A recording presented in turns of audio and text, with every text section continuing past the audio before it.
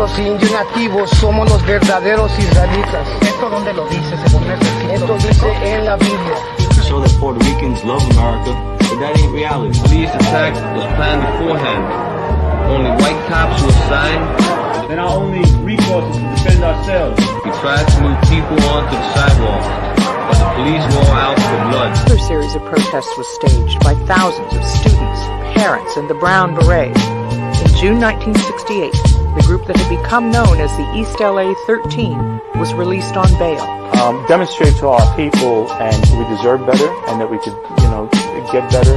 I don't think there's ever been a time when we need more of the spirit of the young lords than today. I guess we had no fear. We just did what we thought at the time was the right thing to do.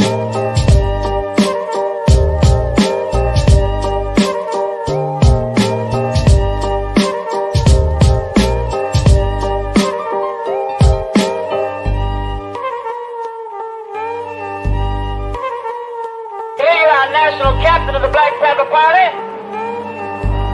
They are making it their business to process arresting me and my wife, through a process of arresting numerous Panthers on the block.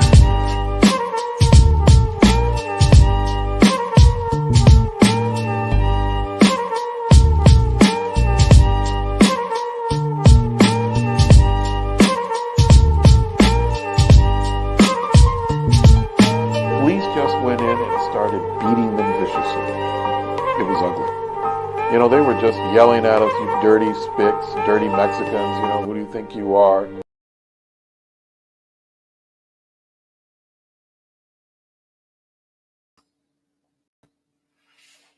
Yeah. We here. We back at it. So, we back at it. If y'all could, Bubba Kasha, put a 1 in the chat if y'all can hear me.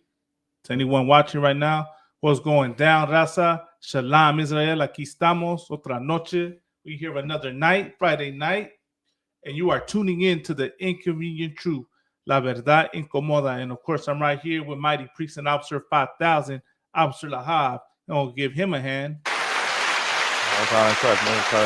Shalom, Yahweh Shem Yahshai Brakatah to the brothers, Yahweh Shmartah Bashem Yahshai to the sisters. Man, we're doing it, we're doing it live again, man. I'm gonna pass it to Camarado. Right.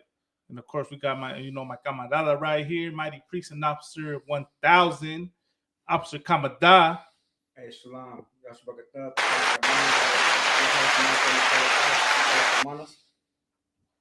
Sure, let me see. You're not muted, Kamada. Go ahead. Check. Oh. Try now. Check. Orale, I think check. Hey, if y'all can hear Kamada, put a 1 in the chat, Bubba Kasha. Hey, de nuevo voy a decir un saludo a todos mis carnales, Yahweh Shem Yahushai Barakatam. Un saludo para todas mis hermanas, Yahweh Shemal Atam Bashem Yahushai. Órale, carnal, así es. Que Yahweh en el nombre de Yahweh Shai les bendigan y aquí estamos, man. So what we're going to talk about, carnales? Okay, Most High in Christ, I can hear you comment down. Most High in Christ. Yeah, man. Just a real quick question, man. We just came back from that Passover. Give the Passover a hand. Damn right. Give the Passover a hand. The Passover was glorious, man. I was at the Passover. It damn near felt like the kingdom of heaven, or was the kingdom of heaven. You done seen the brothers in the garments, brothers, getting on that podium, speaking the Hebrew fluently too. Right. Speaking the Hebrew fluently. Brothers had the scrolls. Brothers pouring oil. We done seen brothers we hadn't seen in a minute. We see all the brothers on we see brothers classes. We watch DC, New York, Chicago, Texas, Arizona. We see brothers that we see on Facebook. Like on Facebook and Instagram. We saw them at the Passover, man. It was glorious to see everybody, and of course rocking their garments, eating the lamb, the wine, chopping it up. But I want to ask y'all, man, like as a so-called Hispanic man, so-called Mexican, Latino, how important is it for brothers to come into the truth? Based on your experiences in the truth, how important is it for us to come in here? Right. You want to take it, Malakma? Go ahead, comment. Go ahead. All right, man, look, first of all, I want to say, look, man, we was away from oppression. We was worrying about clocking in, clocking out. You know what I'm saying? All we was worried about is being with our brothers, man, our family. If you're a so-called Black Latino, Black Hispanic, Native American, you know what I'm saying? We just came together to do the will of the Lord. You know what I mean? And we came under the banner of ISUPK, the only home that has the authorization of keeping the Lord's holy Passover, man. Right. You know what I'm saying? But for me, you know, we carved up with brothers. We stayed together, you know what I mean, with brothers from different zones, brothers from Canada, brothers from Chicago, brothers from North California, man. And one thing I assure you is that you're never going to have any type of issues, man. And if you do, you're going to take it to that brother alone. You know what I'm saying? But at the Passover, you're not going to have any type of issues. Everybody is kind, respectful, you know what I mean? Because that's the spirit of Christ, man. And that's the reason why we came together. But the most important thing to be keeping the Lord's Passover as a Hispanic, I would say this, man, that there is no difference between a Hispanic and a so-called Black, a Hispanic and a so-called Native American, man. We are the same. We carry the blood of our patriarchs, man, which is Abraham, Isaac, and Jacob. You know what I mean? Right. We are a family. When it talks about in the Bible, it talks about the 12 tribes. It talks about a house. And in that house, what dwells in there is a family, man. And there is no separation between so-called Blacks, Hispanics, and Native Americans, man. And we came together and we did our thing, you know what I mean, in the spirit of Christ. Okay. Officer Lahab was saying, you know, we you know, brothers took their time, sisters took their time to put their garments together, look fly, because that's our spirit, man. Our spirit is to look good, smell good, you know what I mean, and have a good time. Right. You know what I mean? So I got to see all my brothers. I got to see brothers from different zones, brothers that I don't know, but I seen them, like Officer Lahab said, you know, we only see each other on social media, but it's like we know each other. And it's not possible if it wasn't for Christ, man. Christ gave us the calling. We answered that call, and we here now. And we out there we go out there, you know what I'm saying, to also bring brothers and sisters to that calling. You know what I'm saying? And I'll pass it on. If I could, real quick, look at the image I shared.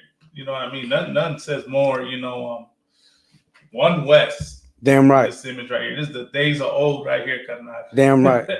Damn right.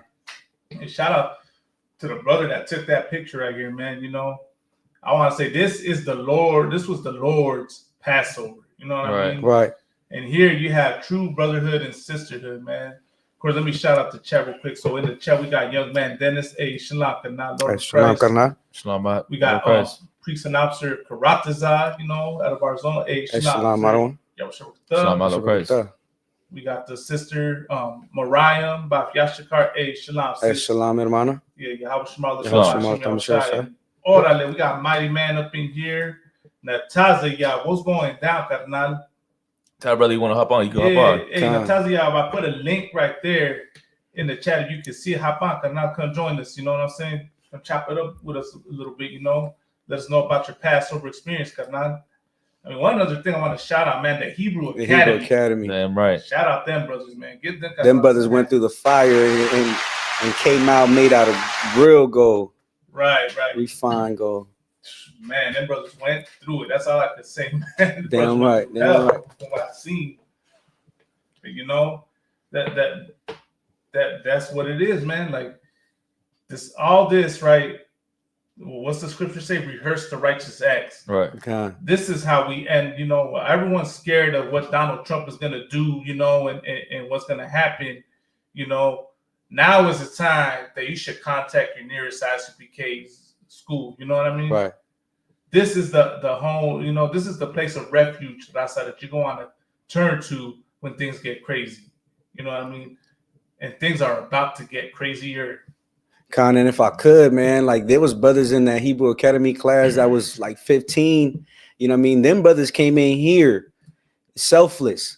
What's stopping you as a grown man, you know what I mean, coming up in here in these ranks and not just in these ranks, but coming amongst your brothers, man. Coming amongst your sisters. You know what I'm saying? Like, what's stopping you? These young brothers are doing it. You know what I'm saying? They're showing that they selfless, and what you have to do is you have to humble yourself and be selfless, man. Put your life in the hands of a man that's better than you. That's what I did. That's what these brothers did. Right. I'll tell you this too. Like you talking about the brothers at 15. I think what not Nazahash. How you say his name? It's like brother from Chicago. Nataziah. It's like his son. Anashwan. Yeah, Nashwan, like 15 years old. That brother in the truth. He officer. He graduated Hebrew Academy. Right. Like imagine what most the average 15-year-old Hispanic and black man doing at 15 years old. So like I said, they getting ready to get high out their mind this 420. Right. You know what I mean? Right. Like, and the reason why I'm saying that because that's what I was doing at 15, right. 15, 16. I had no idea about the truth, and for that brother to be in the truth, that's a glorious thing. And that shows you like, the school's growing, the truth is growing. A shout out to Anashwan and his father. Right. His father and son both graduated Hebrew Academy together. That's an amazing thing. But for me, Hispanics, I wish all Hispanics can experience this. Right. Wish they could be up in here experiencing the Passover and the Feast of Unleavened Bread. Everything that we do. If you Hispanic, you ain't gotta live your life in fear because outside the truth, it is a fearful thing. A lot of our brothers and sisters are worried about getting deported, getting stopped, getting pulled over. What's gonna happen if I get pulled over? They're gonna take me in, they're gonna pull me over. Like right now, they have us living in fear. You know what I mean? Right. And it's a scary thing. And you can't water it down because we done had aunts and uncles that have gotten detained and gotten put inside ICE detention centers. Right. You know what I mean? And if I could, sir, like the reason why you drive around in fear is because you have to get high before you go to whatever pagan holiday that you celebrating. You can't be amongst your family without first being high. And while you high, you driving around, you won't get caught up, man. You know what I'm saying? But when we do the work of the Lord, we are on our way to do the work of the Lord, and I have no fear, man. I have no fear when I do the work of the Lord because I ain't gonna get caught up. You know what I mean? Because I'm a changed man. You know what I'm saying? Right. Fear nothing but the Lord, right? Feel nothing but the Lord. Damn right. And let me add this, man. I do want to address a couple things that they say about us, right? You always get, haters out there saying that, oh, you Israelites, this is why nobody takes y'all seriously. Y'all a joke. People laugh at y'all. Y'all so, y'all not deep, this and that. Well, let me tell you something. The Bible says to be fools for Christ's sake. Damn right. The Bible says that we fear nothing but the Lord, man. So we don't give a damn what any of y'all got to say about how we look, about whether you take us seriously or not. We could care less. You know what I mean? Right. We doing our job, and that's that. The world, what's the scripture say? The scripture say that if the world hated you, just know that it has hated me. It hated me first. Right? Because ye are not of the world. So when y'all over there, y'all laughing at us, hating us, want to demonize us, we know it comes with the territory. And it is what it is. But we know we're going to fish that one brother or sister that's listening to what we're saying. Right. One amongst you that will hear what we're saying and understand. And as times get crazier, as the times turn dark because of the new government in power, y'all will get a more clear image and understanding of what's really going down. Sister said, meanwhile, they painting us yet. Y'all go ahead, keep painting your eggs. How much are eggs now? Doesn't matter. Go waste that money on that, And so like that lets you know, if I could, that lets you know that the Lord is against, he does not want poor people who are blacks, Hispanics, and Native Americans to celebrate a pagan holiday, man. Don't you know that you are worshiping Ishtar? Right. It's like real quick. So they use real eggs for Easter egg hunts? That's insane. But how expensive eggs are, man. You really want to make those. What they be doing? Getting the yolk out and then putting the what is it? The glitter and they put some the confetti, whatever that stuff's called, inside the egg. You crack it over somebody's head. And the Lord said this, man. The Lord said, if you sacrifice unto other gods, any god, you know what I'm saying, that is not the most high power, you're gonna be utterly destroyed, man. Right. And then just real quick too, like, come on, man, you can't you can't be so damn foolish to let these holidays put you like in a daze or make you forget of what is going on, because that's really what goes on with these holidays. Like you got Easter coming up, you got maybe Mother's Day, Father's Day, 4th of July, and then of course everything that comes after that, Halloween, Christmas, Thanksgiving. Like you forget about what's happening. Right, man. Forget the holidays, man. It's time for you to be up in here. Like if you see one of our teachings, our speakings, or you hear about Command Journey Hana about the UPK, like you need to go ahead and just rush in here and get yourself cleaned up, and follow through. Throw away the cross, throw away the Virgen de Guadalupe, throw away the white Jesus, throw away the idols, throw away the drugs, weed, everything, all the the sinful lifestyle that you're living. Because you best believe things are gonna get hard, man. You know what I'm saying? We're gonna talk about it later on. How that brother just got deported from origin Maryland. He got deported from Maryland to El Salvador. Right. Who knows, man? That could be you. Yeah, that could be you. Because right now they're pushing the issue for a lot of us to get deported. Right. We're gonna say coming out like so. Like as if I could, man. Look, if you worried about your family member being deported, right? Everybody's against Donald Trump right now, right? But if you go out and you celebrate Easter, if you go out and you celebrate what's on the 4th of July, right? You're a damn hypocrite, man. Right. You have to forsake those things. If you're gonna be against Trump, Easter is an American pagan holiday. Right. 4th of July, all these Mother's Day, Father's Day, all these things are American pagan holidays. But if you keep those days, you are a damn hypocrite, man. You love Donald Trump. You're gonna have to separate. If you want to separate from Donald Trump, you're also gonna have to separate from his culture. Right. You can't have both. You can't say you hate Donald Trump or you're against Donald Trump, but you're gonna keep celebrating the same holidays that he celebrates. That doesn't make no sense. Right. That's all I want to say. Orale, we got right here two people. So we got the sister Tapara. Hey, shalom, sis. Yahweh Shema by Hashem Yahweh Shai. Then we got some Mariah up in here. Hey, shalom, Yahweh Shema. Oh, so like and then I was you said Mariah? Mariah. Oh, the brother from Chicago. Yeah, brother from Chicago. Yeah, damn. Shalom, I don't want to like that. Then we got Officer 5000 Matavar. Shalom, sir. Just with the.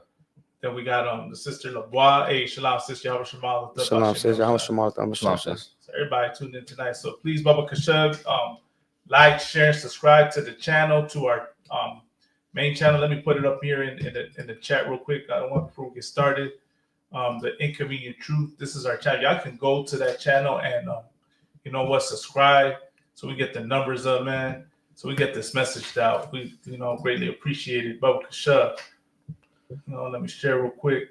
One more, another thing I want to touch on too is alcoholism, right? And how the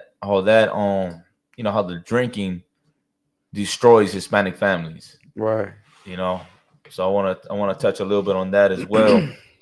It's okay to drink, right? You can have a drink, but it's wrong for you to be an alcoholic. We was talking about the other day in class, and I know a lot of Hispanics have that problem of overdoing it, drinking a whole bottle of liquor. Right. And then you drink a whole bottle of liquor. Now you got a brother beating his wife. Right. You got a brother hitting his kids. Y'all heard stories like that before. I know there's about 1,000 of them, right? Right. I done heard that before too. Right. And that's a problem, man. You can't be that person. You can't be a brother beating your wife and beating your kids and letting the liquor and alcohol, take over you. Right. You know what I mean?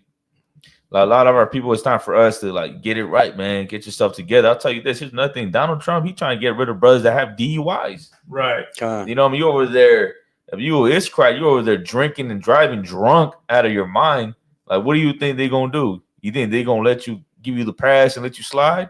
Hell nah. Man, that's your ticket to jail. And that's your ticket right to the detention center. Like, what I'm saying is that we got to conduct ourselves better. We got to, regulate ourselves and be like, okay, if they're coming harder on us, then I got to make a change in myself quick. Right. Otherwise, these cats are not going to hesitate to throw you in a cell. Right. These cats are not going to hesitate to throw you inside a ICE detention center. So with that being said, man, that should wake you up to think like, okay, maybe I shouldn't drink a whole bottle of liquor in the morning. Maybe I shouldn't drink a 12-pack or 18-pack every day. I get it though. You know, all we do is work. And so when you come home, you want to drink. Right. But, you know, you got to balance it. You got to be like, okay, do I really got to drink an 18-pack? And that 18-pack, I'm not exaggerating that pack. Right. You know, some brothers do drink an 18-pack of beer every day. Sound crazy. You might be thinking, oh, like he exaggerating that. It might be a 6-pack. Now, some brothers actually drink an 18-pack, a 12-pack a day. You know, life is hard, but you know what? They're coming harder on us. So with that being said, like, you know, you gotta have some discipline and self-control as Hispanics, Mexicans, Latinos. We gotta control that demon of being an alcoholic. Right, sir. You know, like I said, it's not a sin to drink. You could have a drink. You could have a couple drinks. But, you know, a whole bottle of liquor to yourself and then 2 40s, nah, like that's overdoing it. That's going to get you jammed up. Now you're going to get in that car. You're going to be driving. You're going to crash. You might kill somebody. Right. And then now they're going to be like, see, told you, immigrant right here. This is what they're doing. Yeah, now we got to get rid of them. Right. Go ahead. What are you going to say? Now imagine that. That's what they do, right? We get deep, and it's crazy how this society works, sir. So this oppressor does so much to us, right? And we're always told we can't generalize them all. They're not all bad, but when it comes to us, oh, now you can't let these illegals come in. Now you see what they're bringing. Same thing with with our Judite brothers and sisters. See what they do. They're 13% of the population and commit most of the crime. That's what they say. Mm-hmm. When one of them does something, that shows you the hypocrisy of this country, man. Right. What this country stands on is complete BS. Right, because then white boys are doing the same thing. At the college parties and things like that, where they're getting drunk out of their mind, and you done seen videos when their team win. Let's say the Rams win, right? And you got all these white boys on the street over there, causing chaos, breaking cars, and all kinds of stuff. Spirit of the team, and then to them it's like, oh, they're just celebrating. Yeah, but when we do it, it's like, look, the thugs and gangsters, and they're criminals. We need to get rid of them. Right. You know what I'm saying? Like when we do it, man, they're gonna come harder on you. Right. They're gonna give these white boys a slap in the wrist. But when you do it, right, like, man, they ain't gonna show no mercy towards you. Right, sir. That's heavy you say that, because that's what it be like, man. So, like, if I could real quick, so what I changed is, right, I threw up the QR code right there on the upper right-hand corner. If y'all see that, Bubba Kasha, scan it and go to our YouTube channel and subscribe. If y'all could. So we can get that, get them subscribers up, man. I'll get the subscribers up, And also like and share. Like and share. Comment, like and share. The slavery in the Latino community has us drinking our pain away. Oh, there's another image I want to share. If I could share this real quick, sir. This image is heavy, right?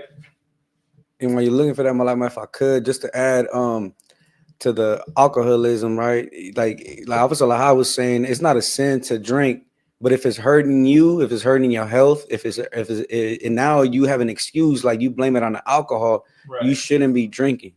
Right. You know what I'm saying? You shouldn't be drinking if you're gonna say, well, it's because I was drunk. You know what I mean? You can't be drunk.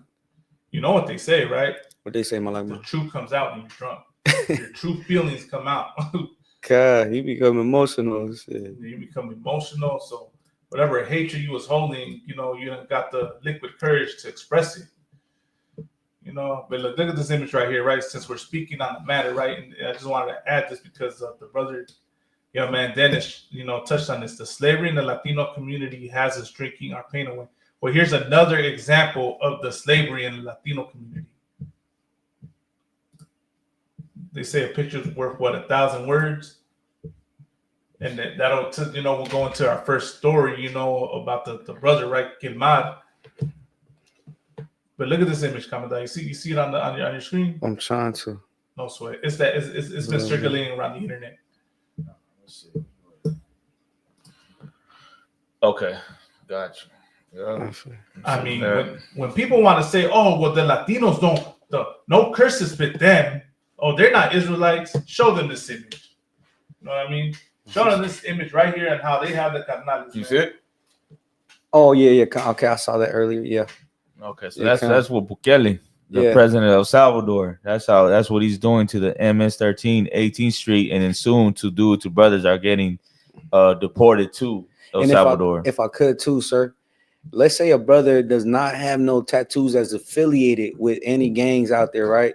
If they even make a threat saying that, you know, my cousin from this gang is gonna get you, he's coming for you, man. Imagine. There's videos. There's a TikTok channel where they upload videos, and I seen a video where it was a sister, right, and she made a threat against another sister after some club or what have you, and they found her and they locked her up because they say that she was affiliated, even if she had no tattoos, no nothing, but just because she affiliated herself with a gang. Right, she's incarcerated. You know what I mean? So, brothers, you got to be careful, man. Like, you got to keep it true. Don't say you're a part of something if you don't belong there. Right, you know what I'm saying? Right. Because you're gonna be what they call him, like guilty by association. You know what I'm saying? And that's the thing, man. Like, if you don't belong to that, don't associate yourself with that. And that's for brothers and sisters that are out there. Right. And everybody loves that Bukele. Yeah. But he does not have our people's best interest in mind. He does not. Right. Like a lot of people, I've been hearing about Bukele for maybe about 4 or 5 years. And the reason why a lot of Latinos like Bukele is because what he did to El Salvador. He done got rid of MS-13 18th Street. Right. And because of it, they're like, okay, we need more presidents like Bukele. We need a Bukele in Mexico and other parts of Central America because he got rid of the gangs. And so they damn near looked at him like damn near like the savior. Yeah. But of course, Bukele has his own agenda and he's starting to see it now. Yeah. He in there, like now you see like he making money now. I think that what they're saying is that for every prisoner that gets deported to El Salvador, he's getting $6 million for that inmate. So like I said, I think it's a day he's getting like 1,000 some hundred, what I mean, a day. You know what I mean? So this guy right here, you got to be a fool to think that he really out there trying to help out the people from El Salvador. Right. It's all the business. The people from the tribe of Zebulon. Right. Like, that's not what he's trying to do. He has his own agenda and he's making his own moves. You know what I mean? You can't trust in a politician. Right. And time and time again, like each tribe, we fall for that. That sometimes the tribe of Judah fell for Obama. Yeah. They thought Obama was there to help him out. And then Hispanics, we think is that Jewish lady. The Mexicans think is that Jewish lady out there that's really there to help out the country. And then for El Salvador, it's the Palestinians. The Palestinian man, Jewish man, and the white man, they cannot help our people. Right. You know what I mean? There's a scripture where it says that Christ or the Most High chose someone from our own tribe, right?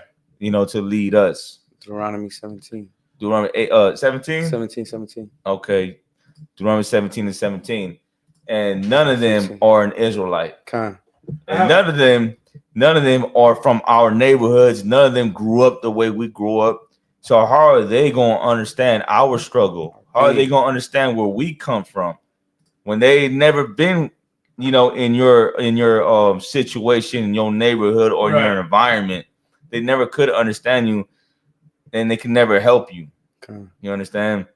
What you got to do is going back to the school. You got to find Commander Rihanna because right there you're gonna find brothers that are from your neighborhood. You're gonna find.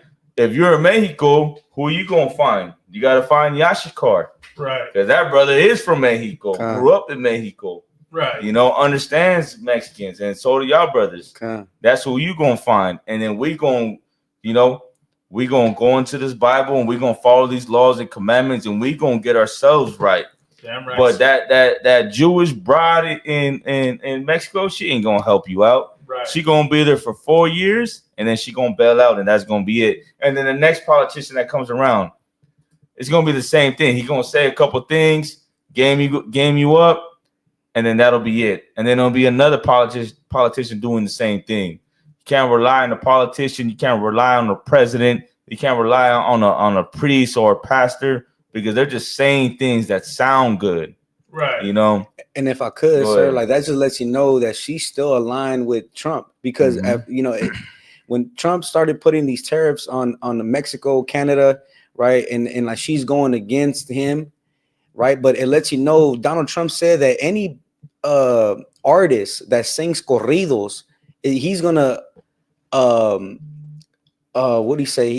He's gonna take their visas away. And now, and you know, there's stories. I don't know the full story of it, but I've been hearing that, like, you know, she's been, if any brother that sings corridos in Mexico, right? Like I don't, like I said, I don't know the full story. I got to look into it, but pretty much their career is jeopardized because they sing corridos. Right. You know, that just lets you know that she's aligned with Trump. It seems like because he's charging them tariffs, and you know what I mean, like they're butting heads, but you know they're still what's the scripture says that they have a and what was that, Psalms where they come together for a crafty counsel. They still they're still confederate against you know, Hispanics. Enemies make a tumult. You know, and you know. They've been doing that for a minute, though. The whole thing trying to ban corridos inside Mexico, but come on, like, them brothers they are off. They do kill people. You know, they are doing things that are, you know, insane. It's off, but it's not as bad as the Catholic Church in Mexico. How many kids are getting molested inside the Catholic Church? Right. Yeah. Where's the outcry of, you know, we need to stop the Catholic Church and we need to ban churches in Mexico because of all the kids that get molested inside that church? Come on, man. I got a story to share if y'all could, real quick, since we're speaking on Bukele, right? And it ties in with Kilmar Abrego Garcia. Right. Oh, come on. Hold on. El Salvador, this article right here. Can y'all see it right there? All right. El Salvador's president says he won't return mistakenly deported man to the U.S. The Trump administration now claims Kilmar Abrego Garcia wasn't deported by mistake, as the Justice Department said, but was the right person sent to the right place. So he ain't trying to give him up. He gonna keep him. You know, and that's what I'm saying. Like a lot of our people think that this Bukele was the man. You know, that we need more presidents like Bukele. That cat, like what you were saying, Commandant, you starting to see his true colors. You starting to see what he's really about. Right. I want to, like, soon you're gonna see what he's gonna do to the people of El Salvador. He done got rid of MS-13 and 18th Street. Now let's see what he does with the rest of the people that are living there. Okay. Right. So, like, 1 second. Here's the news article. Facilitate to mean there's no need for the U. Today, President Trump welcoming the leader of El Salvador, Nayib Bukele, to the Oval Office. We have millions of people that should not be in this country. President Bukele has taken in alleged gang members deported from the U.S. and posted videos of their arrivals at a notorious prison. Among them, Kilmar Abrego Garcia, a father of 3 with a work permit in Maryland. A Justice Department prosecutor had said he was deported due to an administrative error. Bukele now says he won't send Abrego Garcia back. How can I smuggle a terrorist into the United States? I don't have the power to return him to the United States. The White House now argues he was... Imagine that. They're calling him a terrorist. Yeah. And the cat is not a terrorist. Like, you know, when you think of a terrorist, you thinking about Bin Laden and, you know, then those, what do you call them? Those people, we call them Al-Qaeda? Al-Qaeda, the Arabs, like the damn Arabs, Yeah. them terrorists right there. They want flying planes inside, you know, buildings and suicide bombs. This cat right here, man, you know, they're saying he beat his wife. You know, he has tattoos, but that cat is not a terrorist. Right. You know, he's not going inside buildings and shooting people and blowing himself up and flying planes inside buildings. And so, like I said, just like what was it yesterday? It was a story about in a university where a devil went into the university and unalived 2 people, and he injured 6. Like that's a terrorist right there. Right. This brother did not get a weapon and went into a market, a school, or what have you, and open fire. Right. You know what I'm saying? Like, the people who are really or truly doing that, and when you look it up, man, I've been looking at stories on YouTube about crimes like unalive crimes. Right. It's always a devil. Right. Always a devil, and they don't consider them terrorists. Now, this brother, you're gonna have problems, in the Black and Hispanic and Native American communities. Right. You know what I'm saying? Where a brother gets out of hand or what have you, but he's not doing what the oppressor's doing, and then he gets labeled a terrorist. Right. I remember this. I don't know if y'all remember this. Is a couple years back.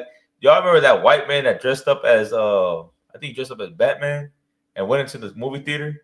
Oh, and killed, and it happened in Colorado. Justin Holmes or something like that, something right? like that. But he dressed up as Batman. Yeah. He's in the movie theater, and he had these the smoke bombs or whatever. Tear gas. Yeah, tear gas. Yeah, tear gas. He threw it in the movie theater, went in there, and just started shooting up everybody inside the movie theater. Man, you know how many cases of you'll hear about of white people doing that? Right. He had the other one in Texas. That devil that went into the Walmart. Right. He had an AR-15. Patrick Crucis.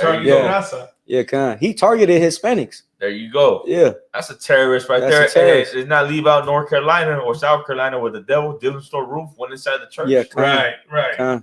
That's a terrorist right there. You know what I mean? But of course, they will never label them a terrorist. But for a brother that got some crime on them, they're gonna be like, yeah, they're terrorists. Donald Trump labeled MS-13 18th Street as a terrorist organization. These are you go to Koreatown. There's just a bunch of little knuckleheads on the street, tatted up. They might be Garcia, father of 3 with a work permit in Maryland. At stores and over there, shooting up everybody that they see. They're not targeting places, right? Targeting places and going there with AR-15s and shooting everybody that they see. If I could, sir, this is one thing I'll say. Isn't this what's that saying? Isn't this the pot calling the kettle black? Like, when we go over the history of your nation of people, who are you calling the terrorists, right? You're a Palestinian, right? Then we go over to PLO, Hamas, and whatever other organization y'all got, and y'all commit terrorist acts. Right. And you dare call this brother a terrorist? Right. Like your whole people are terrorists. Right. Your nation, y'all got Hamas. Right. So like, and speaking about that, like it was a woman that committed a terrorist act against the school. The brothers out there in Indiana. Palestinian. Oh, right. Right. And she didn't even get charged as a terrorist. Right. Well, I don't know what was the charge, but she wasn't labeled a terrorist.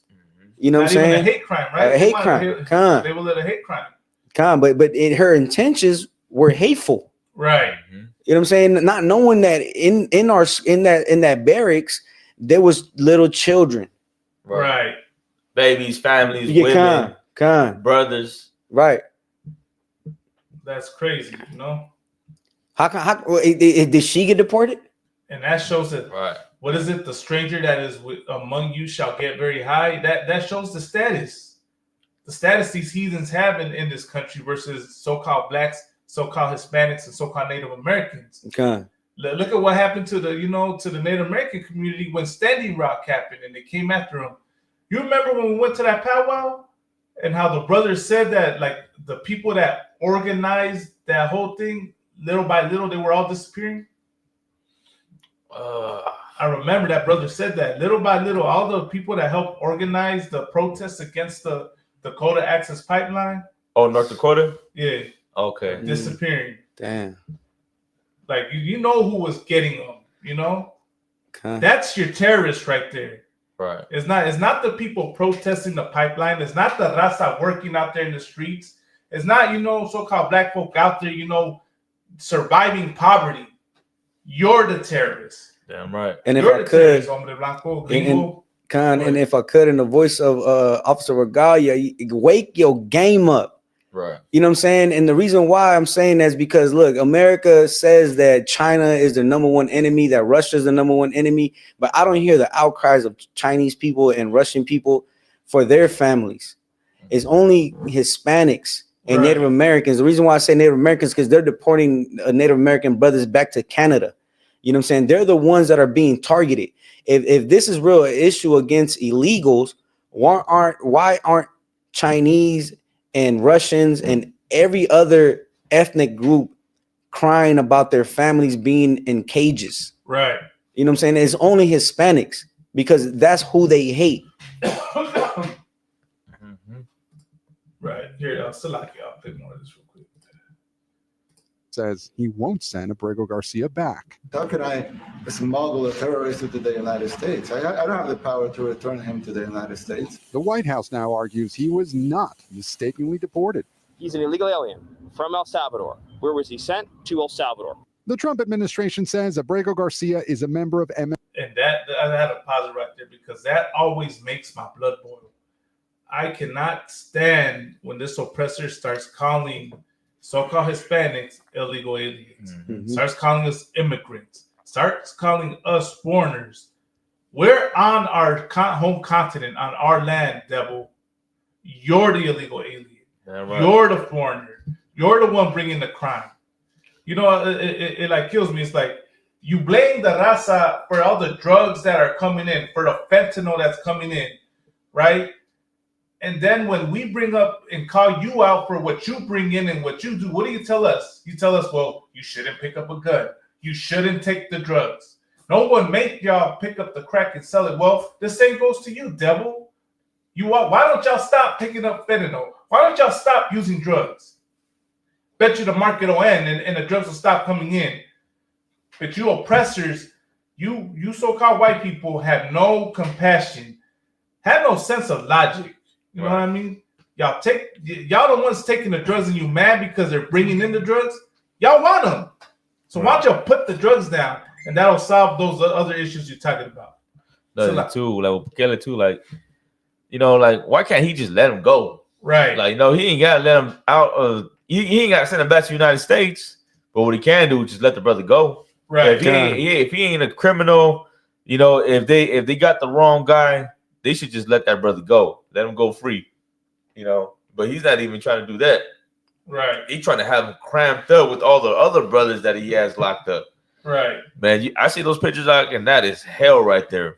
Right. The way they're doing them out, they're doing them dirty. Right. And like I said, if this brother's innocent, then he shouldn't have to go through that. He should be able to walk, and then just let him be. And bring him back home. If he's innocent, as you're saying, why won't you let the man come back home? You should pay for his flight back. You wrongfully took him out there. That's the least you could do. Damn right. But I understand. I understand that this is a heartless animal that we live under. An animal has no sense of humanity in them. And Bukele is looking at it like, why am I going to let him go when I'm getting how much money a day? Let me see. I'll look it up right now. He's getting like I heard $6 million for each. I think it's like $1,600 a day. Okay, but it probably amounts to $6 million a year. Just for I don't know if you make the math. You know what I'm saying? But I recall it's like 1,000 something a day per inmate. Mm-hmm. And Donald Trump has said that. He said that any criminal, he's going to send them off to another country and he'll pay for them to hold them prisoner. Right. They're trying to get brothers that are American citizens deported to El Salvador. They're trying to push that issue. If that should be your wake up call. Yeah, that should be your wake up call right there. Like, man, like if they're trying to send American citizens, like, man, if you Hispanic and black man, you need to stop that gang banging and selling drugs like ASAP. Go ahead. And if I could, how you said the DUI? Yeah. Like he's looking to also, if you're an American citizen, right? Like just how he said that he's going to send illegals, but he's only under that umbrella is only Hispanics and Native Americans, right? The same thing when he talks about citizens, he's only speaking about black, so-called black and Hispanic citizens. Right. You know what I mean? If you commit a crime, that's why you got to strain yourself out, man. You have to change.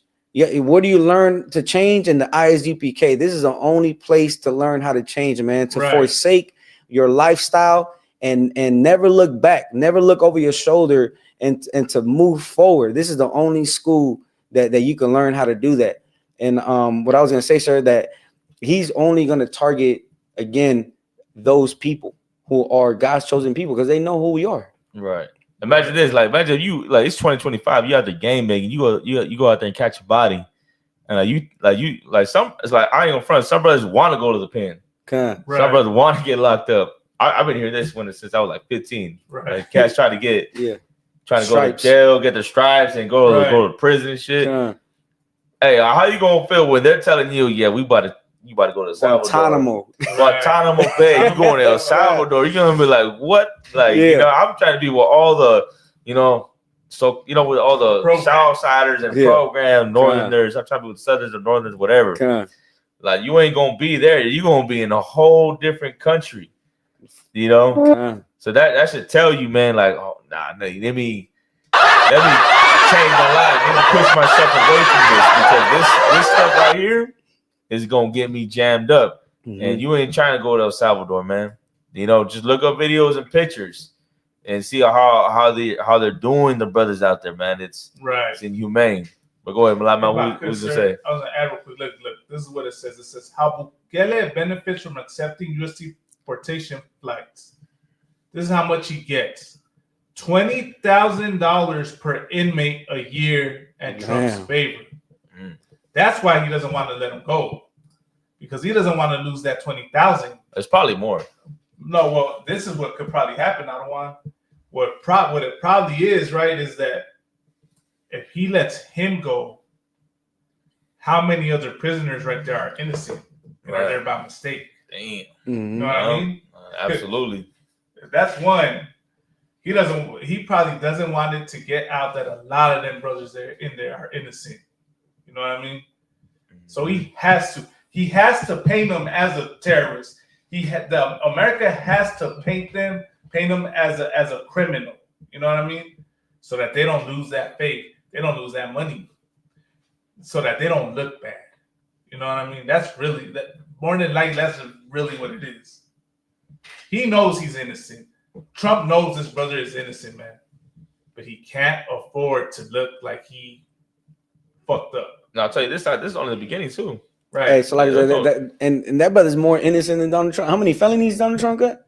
39, right? He got hell of felonies, man. That nigga should be somewhere in El Salvador or Guantanamo himself. Right. Damn bastard. Right. Yeah, man. It's been how many months since Donald Trump been president? Like 3 months. You talking about like 3 months? 3 months. Like they only getting started with this. Yeah. Right. Let's see how it's gonna be a year from now, 2 years from now. Right. You know, they're gonna come down heavier. Right. So like, just finish sharing this story. MS-13, a violent gang the White House has designated as a foreign terrorist organization. His family denies it, and he's never been charged criminally in the U.S. or El Salvador. President Trump, bring Kilmar home now. Late last week, the Supreme Court ordered the Trump administration to facilitate his return to the U.S. That's the order. The order is bring him back. But the White House doesn't see it that way. It's interpreting facilitate to mean there's no need for the U.S. to initiate his return, only help if El Salvador decides to do so. This is international matters, foreign affairs. So now it makes sense, right? Now it makes sense as to why Bukele doesn't want to let him go. How he can't do anything. Because then, you know, as they just said right now, if they wanted to return him, we would facilitate it, meaning provide a plane. President Trump also says the Attorney General is looking into whether the law allows deporting U.S. citizens to El Salvador if they were violent. I don't know what the laws are. We always have to obey the laws, but we also have homegrown criminals. I'm all for it. Did he just say he always? I'm all for it. Salaga, if I could, he wants to deport citizens. Yeah. Right? And then he says he doesn't know what the laws are against citizens. No, he's talking about when he doesn't keep. You got how many felonies again, Donald Trump? But you keep the law, right? You want to talk about keeping the law when you don't keep the laws. That's why you got 39 felonies, man. He said, I don't know the laws. Like, yeah, we know. Because you're over there breaking all of them. Breaking You got all 30 felonies. You know what's funny? How many felonies you got? 39, right? 39 felonies. So, let me ask the chat, right? How many felonies does Donald Trump have? Bubba Kashup, to the listening audience, if y'all could, Bubba Kashup, fill me in. And I'll tell you this, and the average Hispanic man, black man in the hood, how many felonies does he have? He got like two, three. It has to be 3, right? Because then if not, they'll lock you up. Yeah. To imagine that. This guy got 39. 39 felonies. If you got one felony, they think, you can even get a job. 3-time felony. You know what I'm saying? Like, you can't even get a job, but this nigga's in the presidency. Right. Oh, the sister said it right here. Mariah said it. 39 felonies. 39. That's hilarious, man. This devil got 39 felonies, man. And he wants to talk about, keeping the laws and stuff. She said he should have been locked up long ago for life. She said 3-strike rule consists. 3-strike rule. Yeah. That's how much. And that's Joe Biden. Everybody voted for Joe Biden when Joe Biden is the man who came up with the 3 strikes rules. Right. That was against blacks and Hispanics. You know what I'm saying? Like, and that was under Bill Clinton. Imagine that, man. 97. I remember that. God, they started throwing all kinds of brothers inside the prison system. Right. That is wild, man. And that's how you know that everything going on in this country, right? It's not about morals. It's not about being a civil and superior people. These devils are just crafty, man. Yeah. Right. They're just crafty. They know how to, this is a system that benefits them. You want to talk about there's no such thing as white privilege. We just showed you. This is the proof white privilege exists. That you can have a president that has 39 felonies and win and want to go for a 3rd term. And best believe if he goes for that 3rd term, he's going to win again.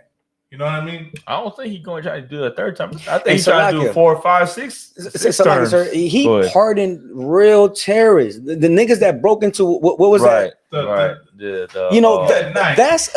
Capitol are building. Yeah, those are terrorists, and he pardoned them. Right. But this brother, he's not willing to pardon. Oh, now you don't know what the laws are. You know what I'm saying? Right. But then niggas, what they call the something boys. The Proud Boys. The Proud Boys. Yeah. He pardoned the Proud Boys who are terrorists. Right. That poor brother took the rap for all of them, right? Enrique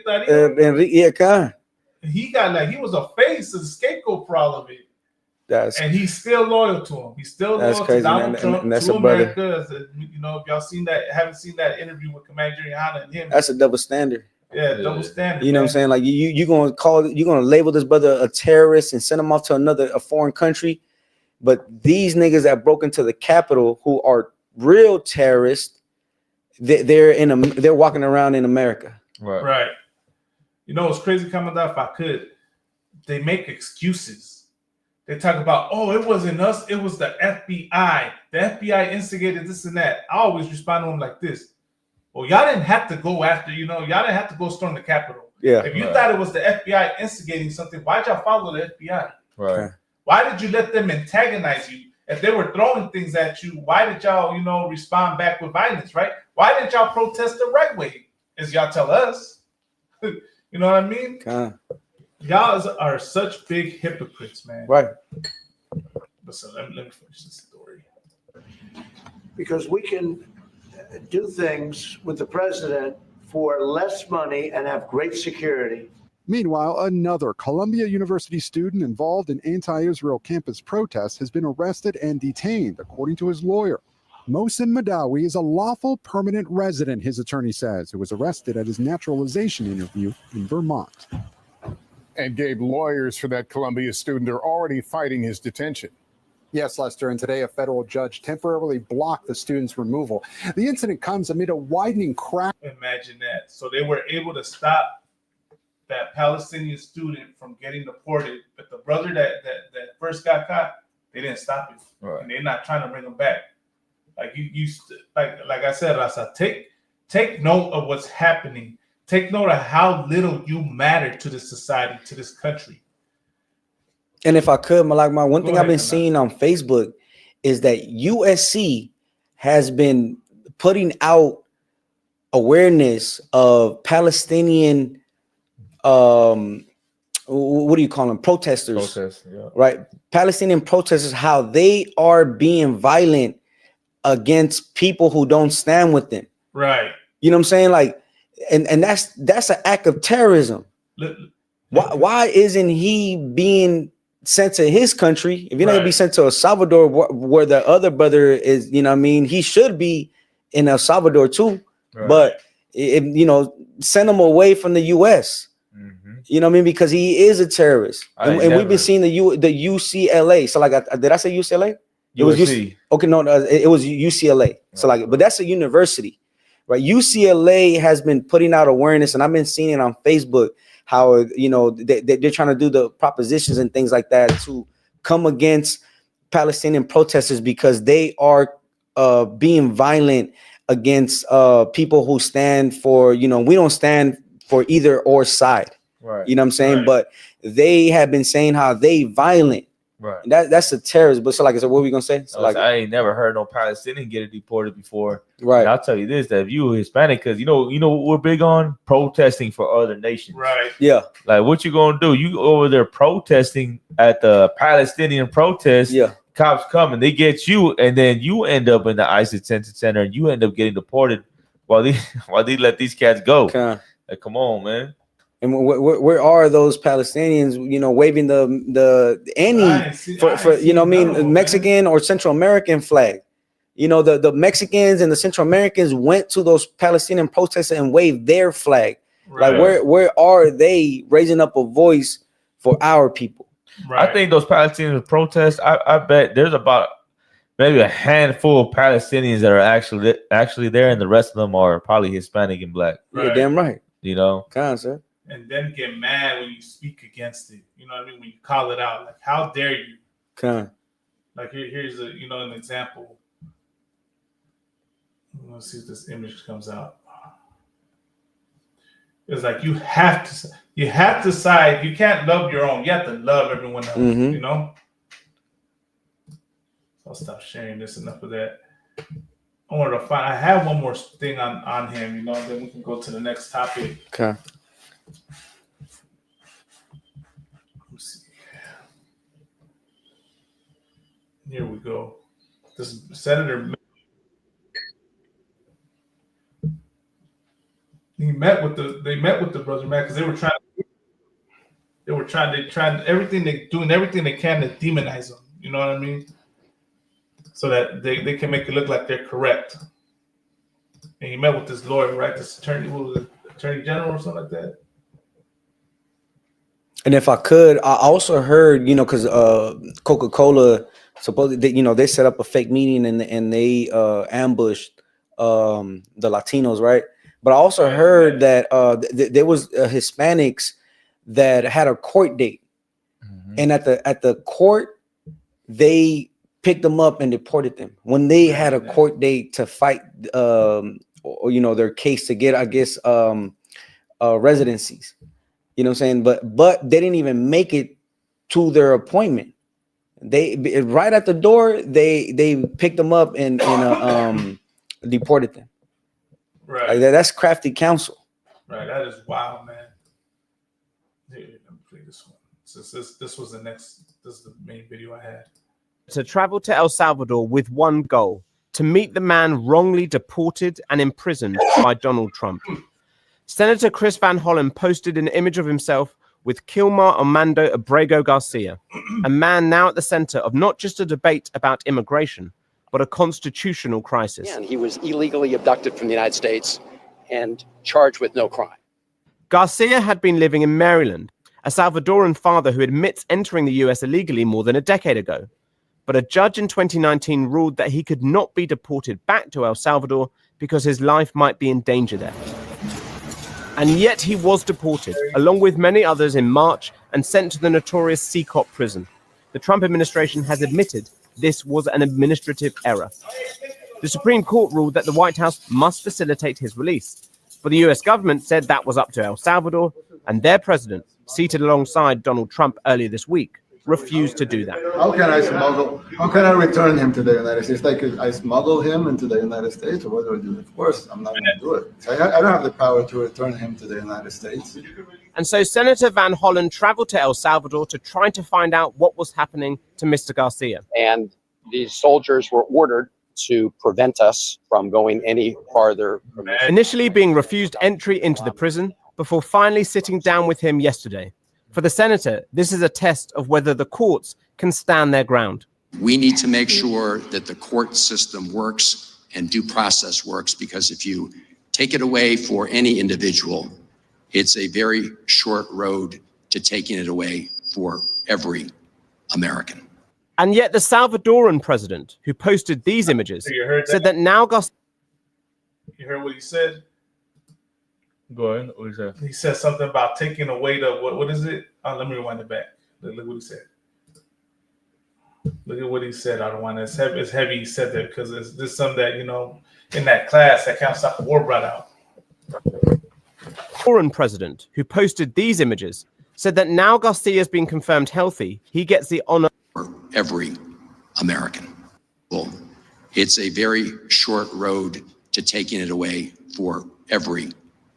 Due process works, because if you take their ground, we need to make sure that the court system works and due process works, because if you take it away for any individual, it's a very short road to taking it away for every American. And yet, you know what I'm saying? That's what Camp Stop the War brought out. That they do. That's why he's really fighting for him. It's not because he gives a damn about Kilmar Abrego. He's worried about what's going to happen down the road. And it's as he brought out, you know, as Camp Stop the War brought out in the class, they're going to go after the Democrats. They're going to go after the liberals. They're going to go after, you know, what is it? All those white men that hate the government. Yeah, all those far left movements. You Right. know what I mean? They're gonna lock them up and send them to Seco. Mm. That's what he's scared of, and that's why they're fighting. He's trying to fight for him. yet the Salvadoran president, who posted these images, said that now Garcia has been confirmed healthy, he gets the honor of staying in El Salvador's custody.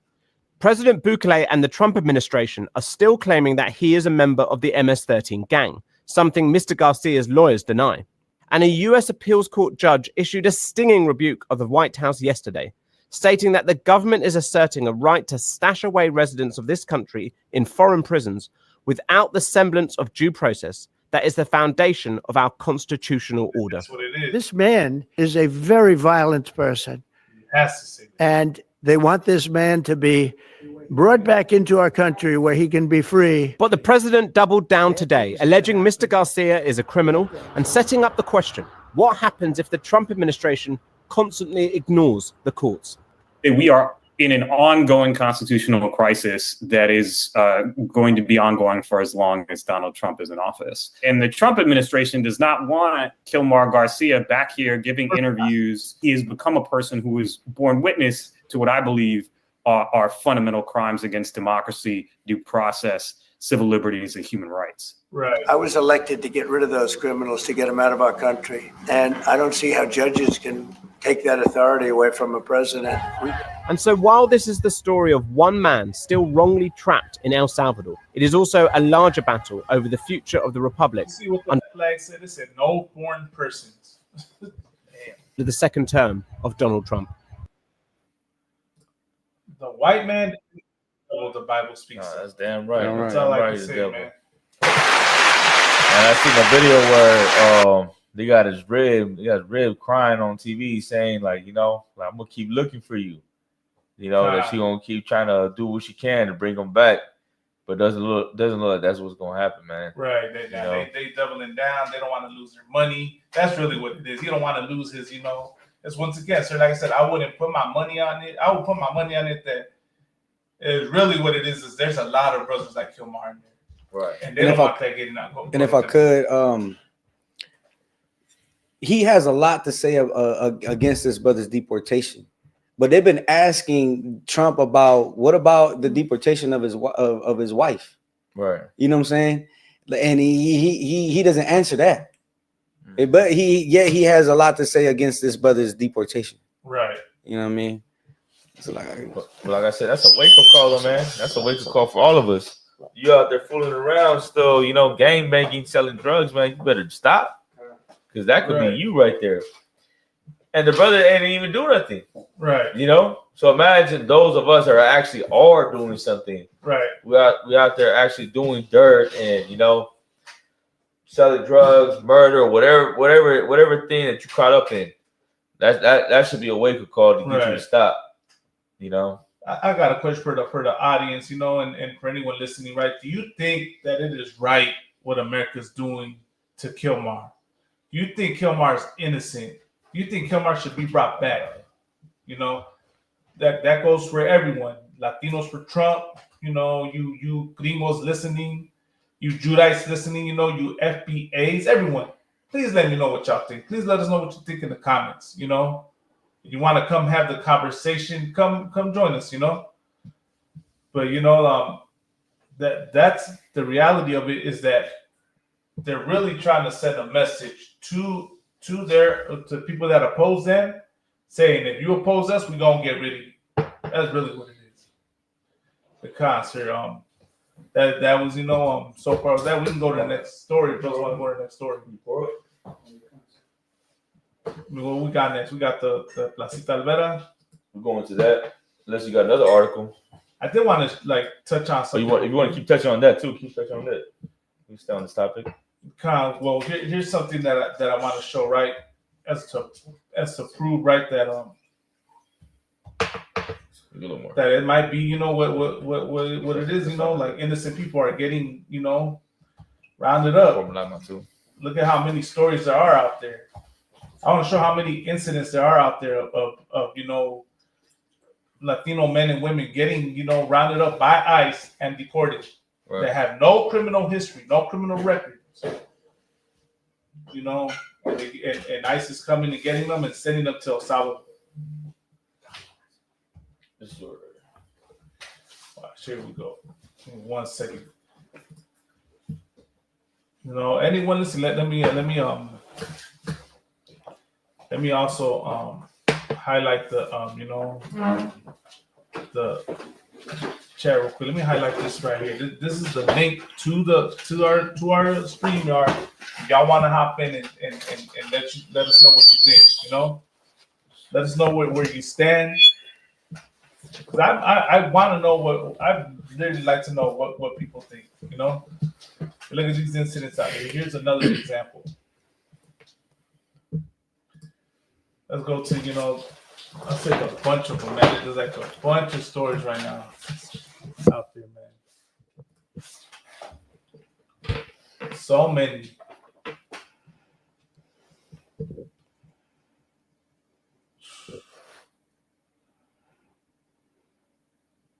There was a whole incident that happened, right?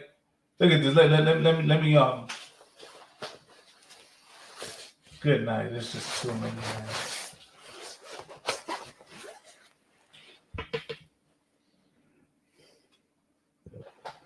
Look at this one. Look at this story right here.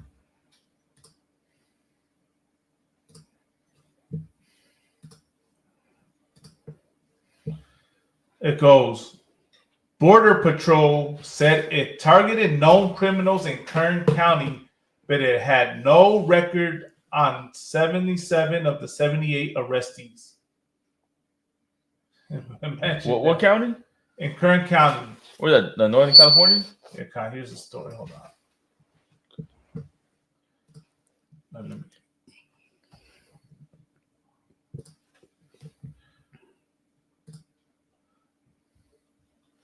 And look at, here's this bastard right here. The story goes, welcome to... It was quiet on the border. A Border Patrol agent named James Lee was parked in the shade next to a 30-foot fence in Calexico. The windows of his SUV were rolled up, the engine making that noise when it's idle for a long time while the air conditioning is running. We haven't had any crossing in the last few days, Lee said. At the height of illegal border crossings in 2023, Border Patrol encountered 3.2 million people, but now the southern border is desolate. V is one of around 1,000 agents in the central sector, which has seen a 91% decrease in encounters compared to the same month last year. The decline in crossings that began during the Biden administration has accelerated in the first few months of the Trump administration. When we visited in late February, not a single person had been recorded trying to cross for more than half a week. Damn. The man in charge of the central sector, Gregory Bovino, once told congressional investigators, "I always found that idle hands do the devil's work." On January 7th, the day after Congress certified Trump's election victory, Bovino sent 65 of his agents into Kern County, 6 hours north of the border, to conduct a raid that has shaken immigrant communities and agricultural businesses across the state. Okay, I get you. And has set the stage for a legal battle over how the government carries out mass deportations. So since they weren't finding nobody in the border, they went looking for people inside. Right. Oh, they went up. They went up. They went up north. Border Patrol said it arrested 78 people in what it called Operation Return to Sender. Good night. But provided few details. Most of the official information about the raid came from Bovino's Facebook comments. He posted blurred photos of 3 Latino men alongside a photo of 33 pounds of marijuana in the trunk of a car. He wrote, "Here in the premier sector, we go the extra mile, or 500 of them, to protect our nation and communities from bad people and bad things." 2 things I want to say just here. On the day of the raids, Casey Kramer, CEO of California Citrus Mutual, an association of citrus growers around Bakersfield, heard that the Border Patrol was targeting criminal activity. He thought that might explain why the agents had come so far north. But the next day, he began to doubt the official narrative. It does not seem to be targeted criminal activity just based on what the growers are seeing and observing. So this is what I'm getting from this, sir. They got quotas. Right. That's really. It seems like they trying to maintain their quotas. Right. They didn't find nobody in the border, so like, okay, let's go inside the city. Right. Let's go up the city, go find work. Right.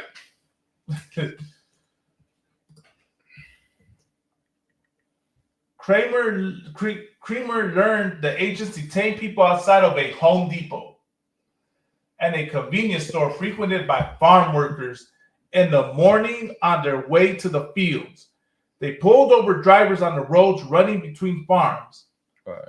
I know for a fact they were stationed on growers' property, not public property, but actual growers' property, Kramer said. Bovino said that his agents had a predetermined list of targets. Predetermined. Many of whom had criminal records before they set off for Kern County. "We did our homework," he said. Yeah, I'm sure y'all did.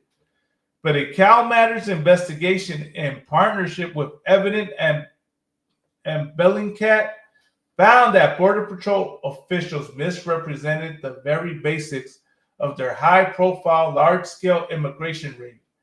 Data obtained from the U.S. Customs and Border Protection revealed that Border Patrol had no prior knowledge of criminal or immigration history for 77 of the 78 people arrested.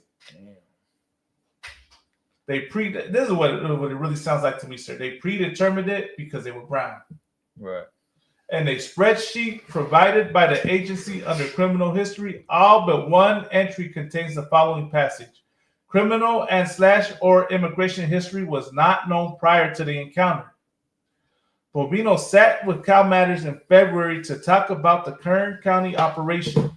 A handful of our agents stood as audience for the entire hour. They stayed quiet, listening to their bosses tell a report what's what. Bovino stands out among the Border Patrol chiefs. The Central Sector's Facebook page features staged photos of him in uniform, including a close-up with an AR-15 and one on a white horse in the desert. cradling a shotgun. He has given his sector a brand, the premier sector. It's similar to the way states have mottos on license plates that aren't necessarily used by anybody else as described by the state. 20 sectors in the Border Patrol, and we do call ourselves the premier sector, he said with a smile. So please, let those other chiefs know what we know. We said that. The area of the border is remote, but Bovino's powers stretch far beyond the border. Our area goes up through Central California all the way to the Oregon border, he said. I bet a lot of these Border Patrol agents too, like a lot of them are Hispanic. Right. You know, a lot of them are Mexicans or Salvadorans, Central Americans. You know, they got them doing all the dirty work, or they're the ones taking all the jobs, really. Right. Being Border Patrol agents. And of course, a lot of these brothers are like just like any other cop, you know, treat our people like garbage. Right. You know, them be the worst ones. Constantly. You know what I mean? But I was gonna say this too, though. Like for Latinos that are coming from Mexico and Central America, I get it. So a lot of them are leaving, like they're trying to run away from like the cartel, gang life, and things like that. That's why they come over here. You know, but you understand, like you coming over here and you're coming to what though? Like you're trying to escape. You're trying to escape getting killed, which is understandable. Right. But like when you come here, like you're coming here to what? Just work your behind off. Right. Like when you get here, you're gonna be working 14, 15-hour shifts. Your life is just gonna be about work. You know, so it's like you leave the cartel life or maybe poverty. Right. And then you come here just to be a slave. You get what I mean? Like I think a lot of people think from Mexico that they think like when you come here, you're gonna make all kinds of money. Right. You're gonna make all kinds of money, you're gonna get rich, and you know, you're gonna live the dream. And then you get here and you find out that's not what the case is. Right. You get here and you just find yourself stuck at a job and just working. You know, this right here is not life. You know what I'm saying? You just come in here just to, you know, like I said, just be a slave. Sir, that's how you say that. Because it's what it is. Like it's the lie of the American dream, which is really a nightmare. Their American dream is our nightmare. I think maybe back then though, like back then maybe like if you came here during the 80s or 90s, maybe you would have made a lot of money. You get me? But if you come here now, you ain't gonna make that money that you think you're gonna make. Right. You know, you barely gonna make by unless you're working 2-3 slaveries. Right. Sir, like especially with the price of everything going up, it's like it's by design. It's all by design. What else we got going on though? What else? We got the raid on the Placita Olvera, which we're gonna talk about right now. Okay.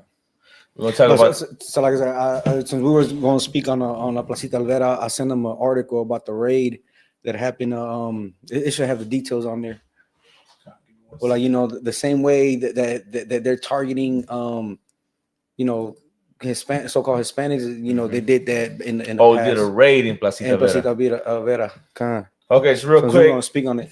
Real quick, Placita Olvera. Give you a little more details, brothers. You guys, brothers, come out here. Placita Olvera is in downtown LA, right across from Union Station.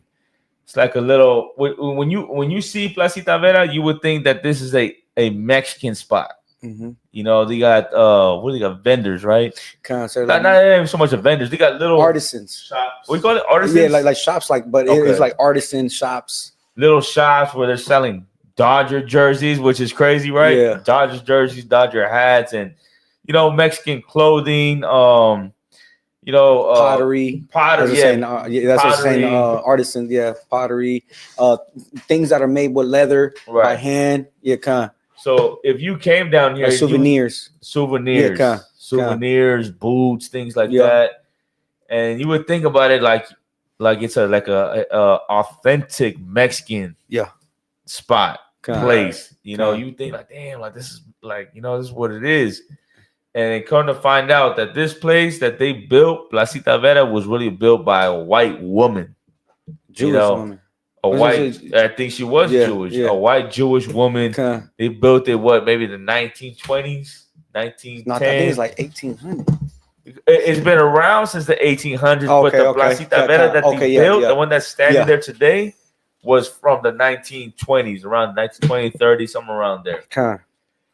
And it was a Jewish white woman that built it, and they built it for like a tourism for other immigrants like Germans and Russians and things like that. So when they came to LA, they would see Placita Vera and they'd be like, okay, this is what Mexico used to look like.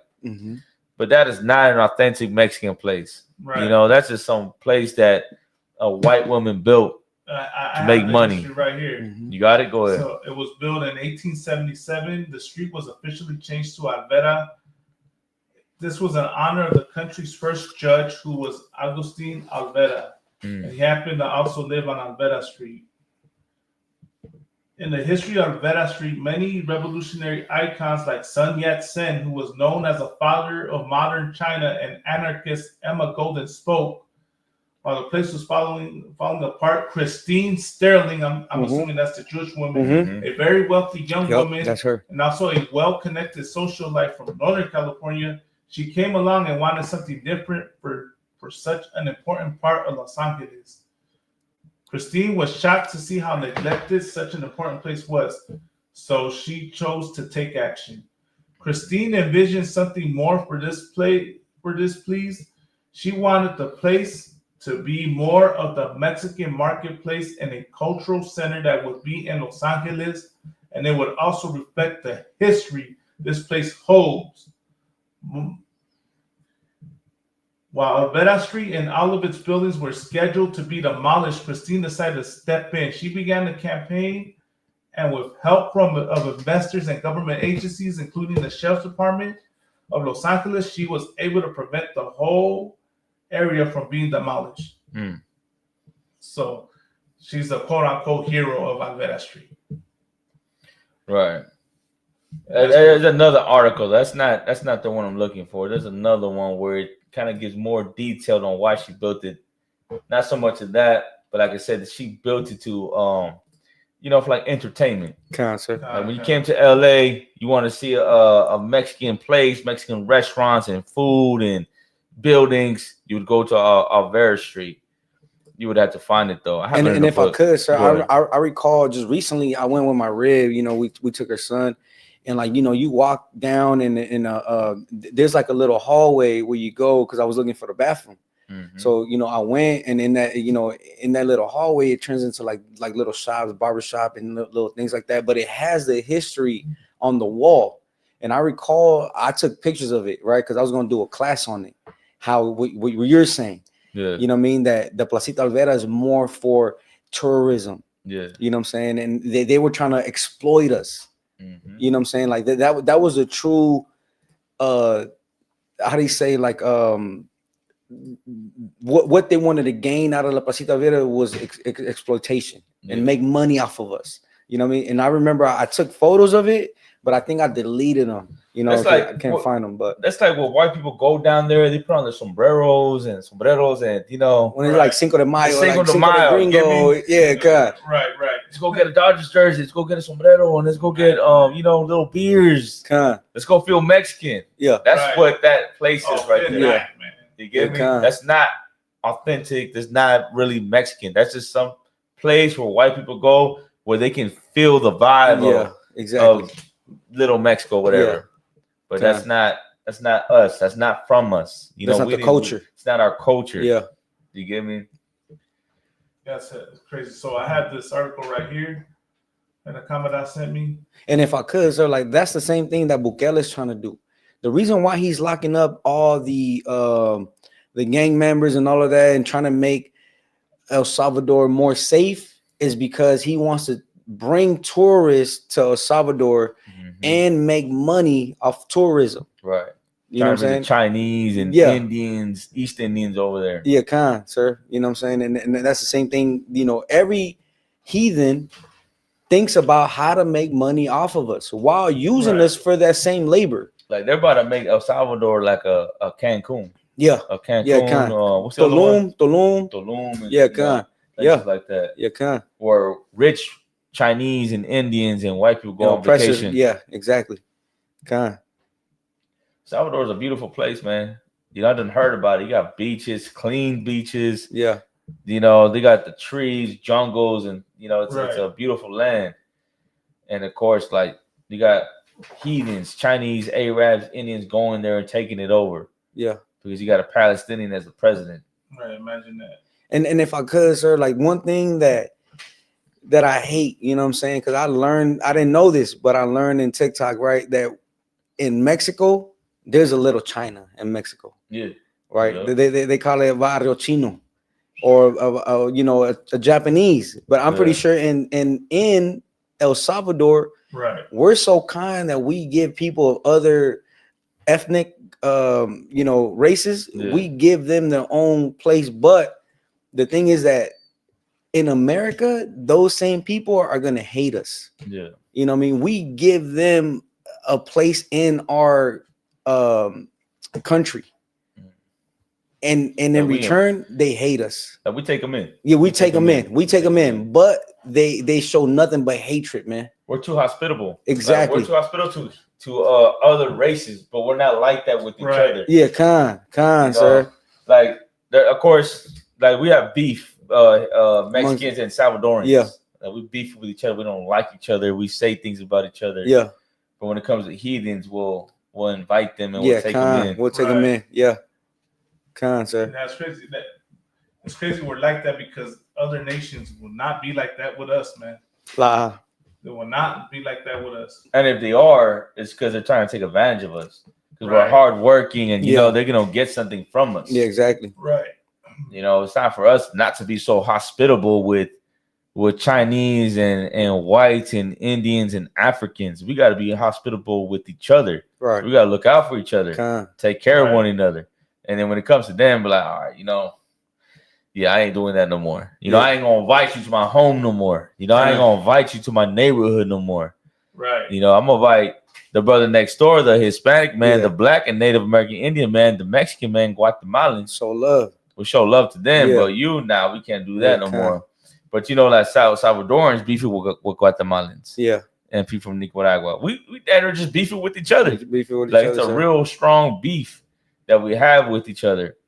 You know, all that gotta die out, especially at the times that we're in right now. But if you didn't know, if you are so-called Central American, if you didn't know, if you're from Guatemala down in Panama, y'all are the same people, man. Right. According to the Bible, you're from the tribe of Zebulon.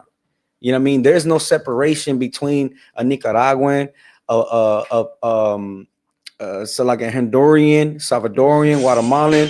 You know what I'm saying? There is no separation, man. Y'all the same people. It's just the oppressor has put y'all against each other.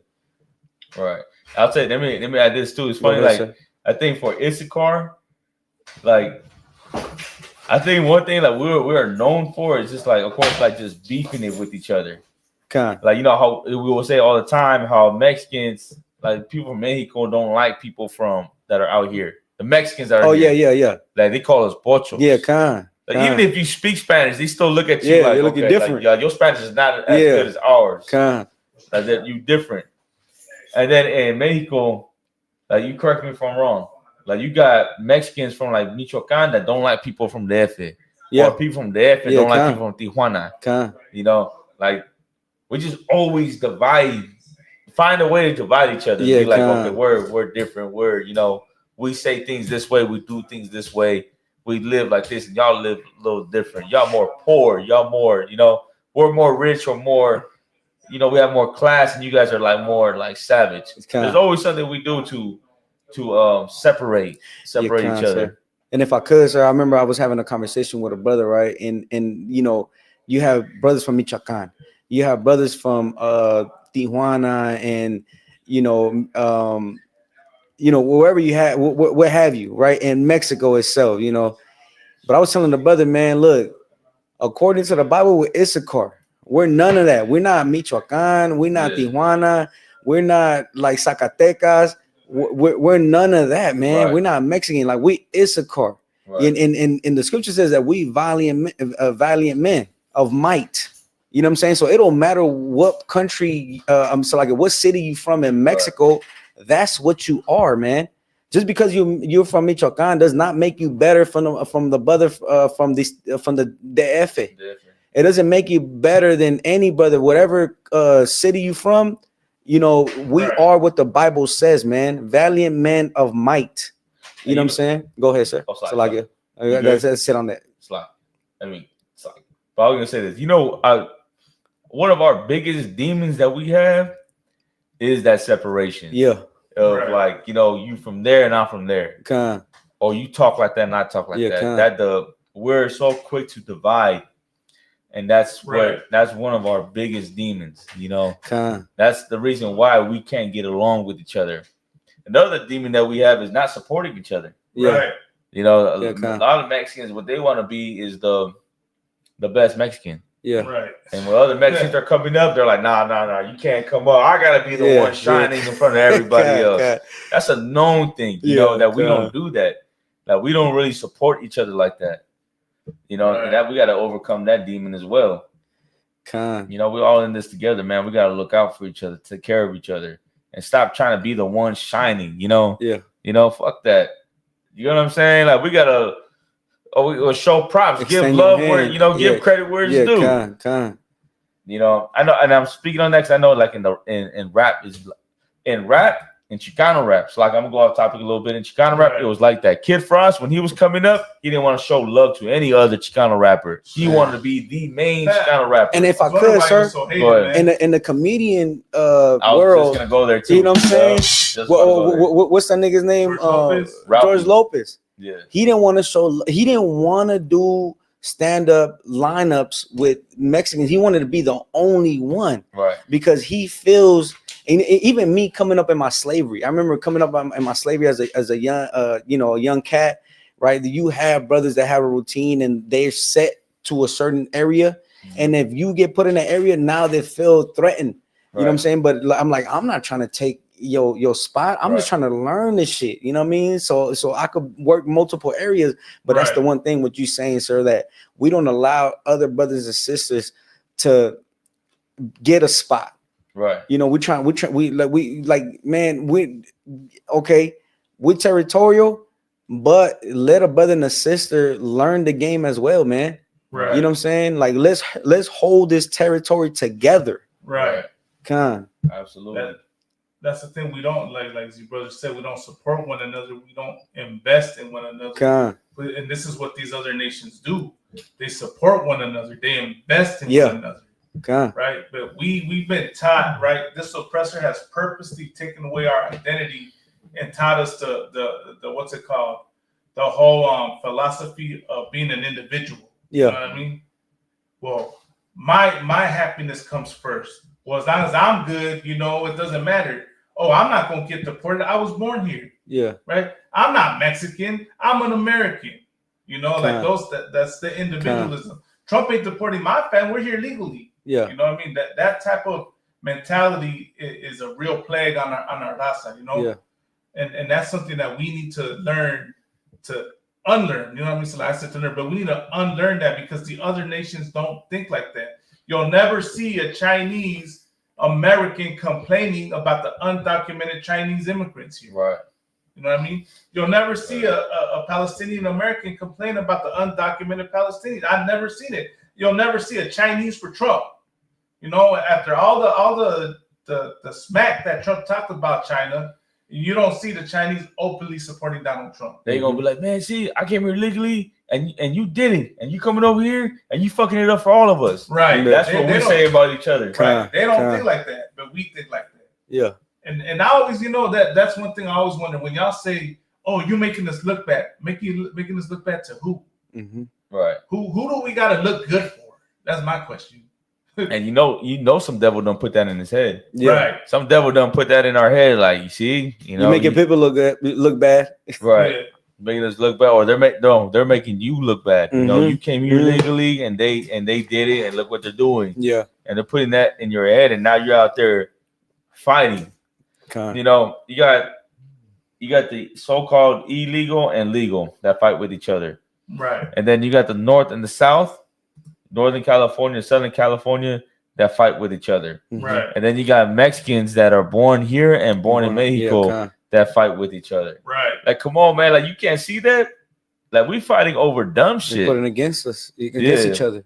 Oh, Yeah. we're against each other and we're fighting over dumb shit. Dumb shit. Like, you know, we're fighting over dumb shit. Sir. And we got to put that dumb shit to the side. Like, hey, at the end of the day, we the same. Right. You know, like, your people come from Mexico. You're born in Mexico, but my mom's and pops is from Mexico too. Yeah. I was just born here. Right. You speak Spanish, I speak English. I don't know Spanish that well. You don't know English that well, but at the same time, we the same. We the same people. You from the north, I'm from the south. You know, we have plenty in common. The only thing that divides us is that you're from north and we're from the south. Right. That's about it.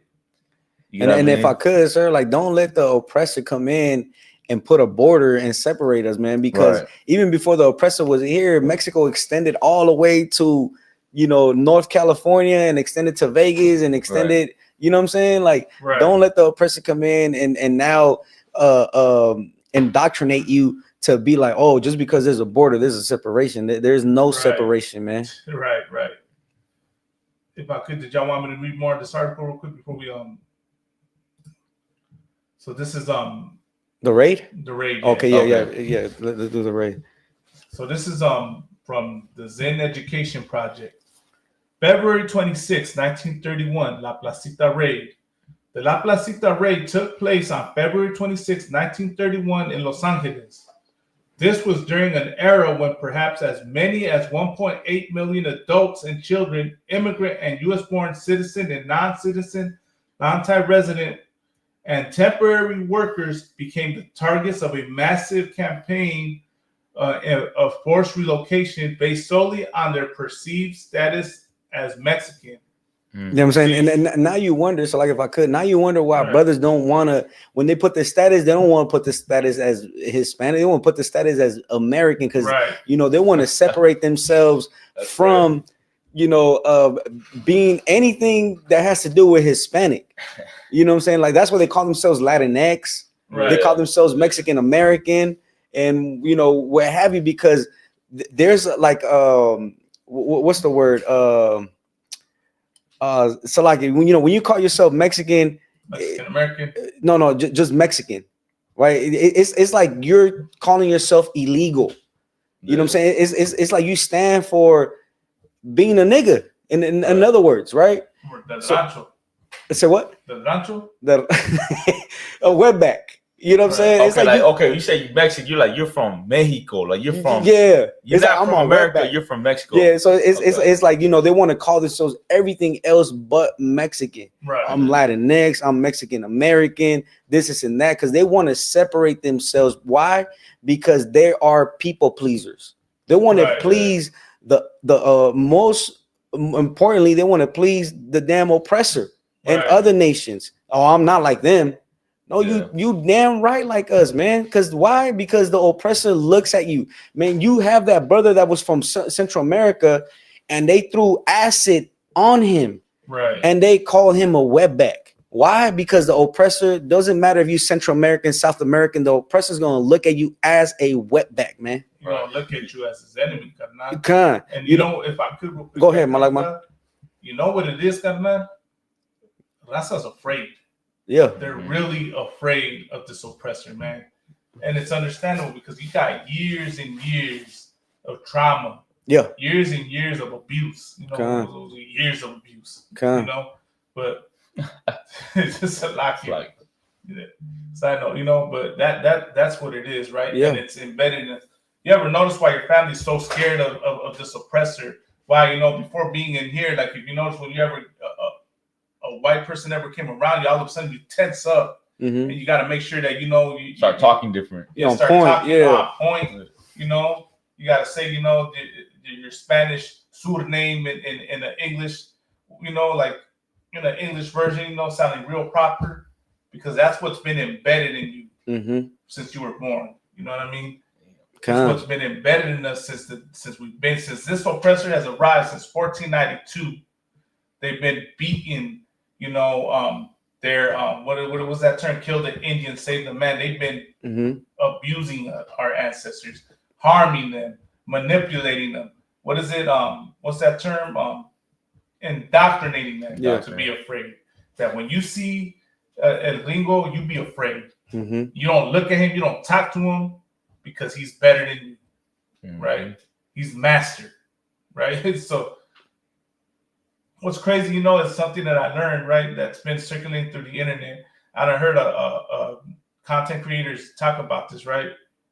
It's the term mande.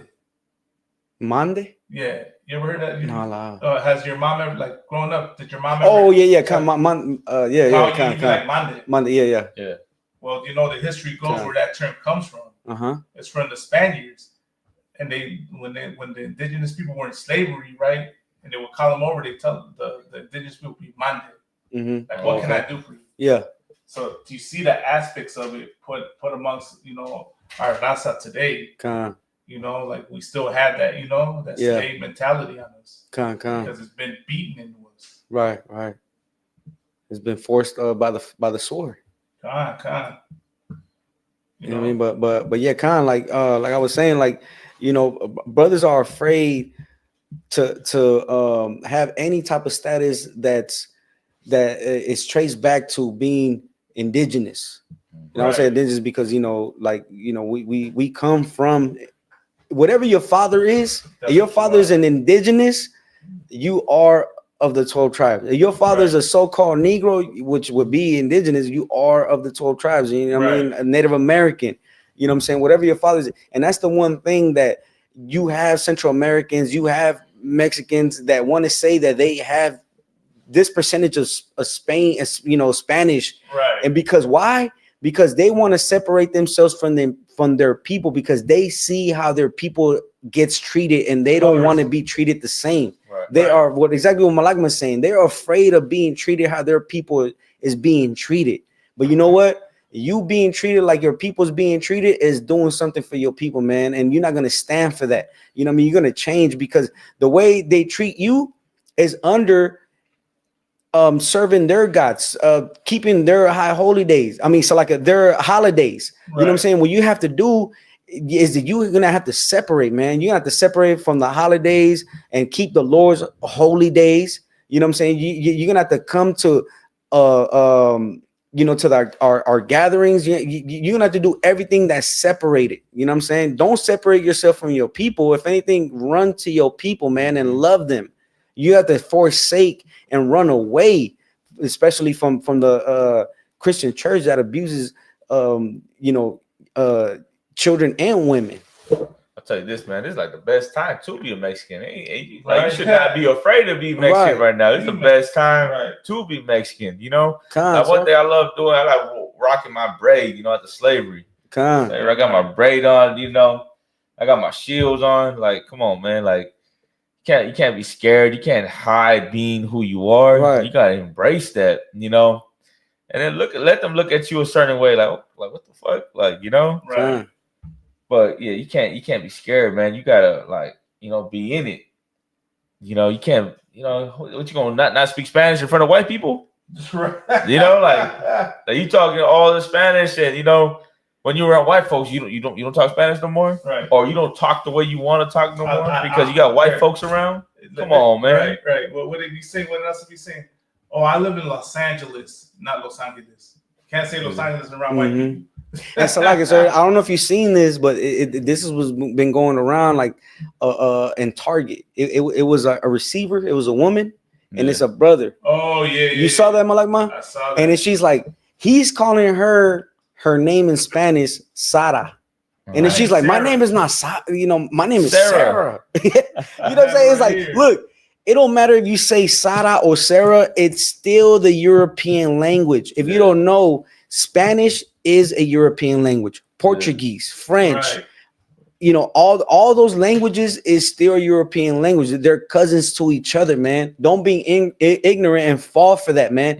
The Spanish oppressor hates that we speak Spanish, and it was forced unto us by the sword, right? And they speak a Castellano Spanish. Like they hate that we speak Spanish. You know what I'm saying? But we get told, oh, this is America. Don't speak Spanish. But like, man, this is your cousin's language. It was forced upon me, but because we don't know that, You know what I'm saying? And that's why we have the La Swan Cordash, which it's held every Friday, right? Depending in every zone from 7 to 9, right? We have the La Swan Cordash, which is our ethnic language.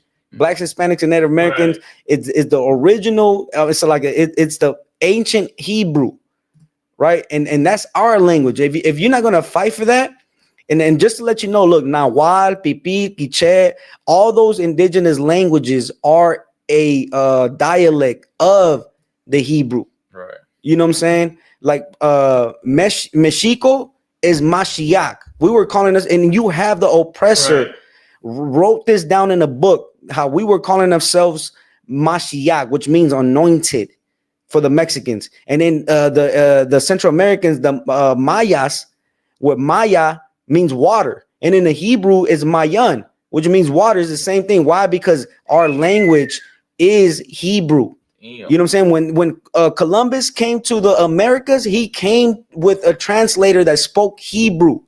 You know what I'm saying? In the Jewish encyclopedia, when you read Ashereth, it tells you that the Americas, the 10 tribes went to America to keep the Lord's.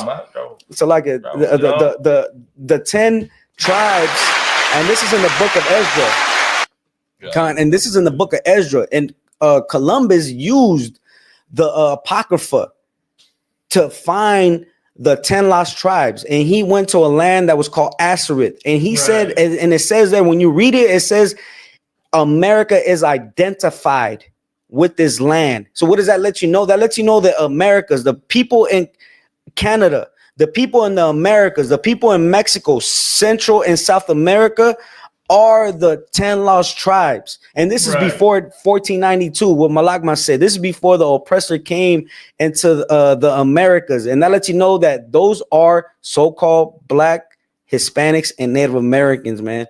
And we are those people, man. Don't be afraid to say that you are a so-called Hispanic.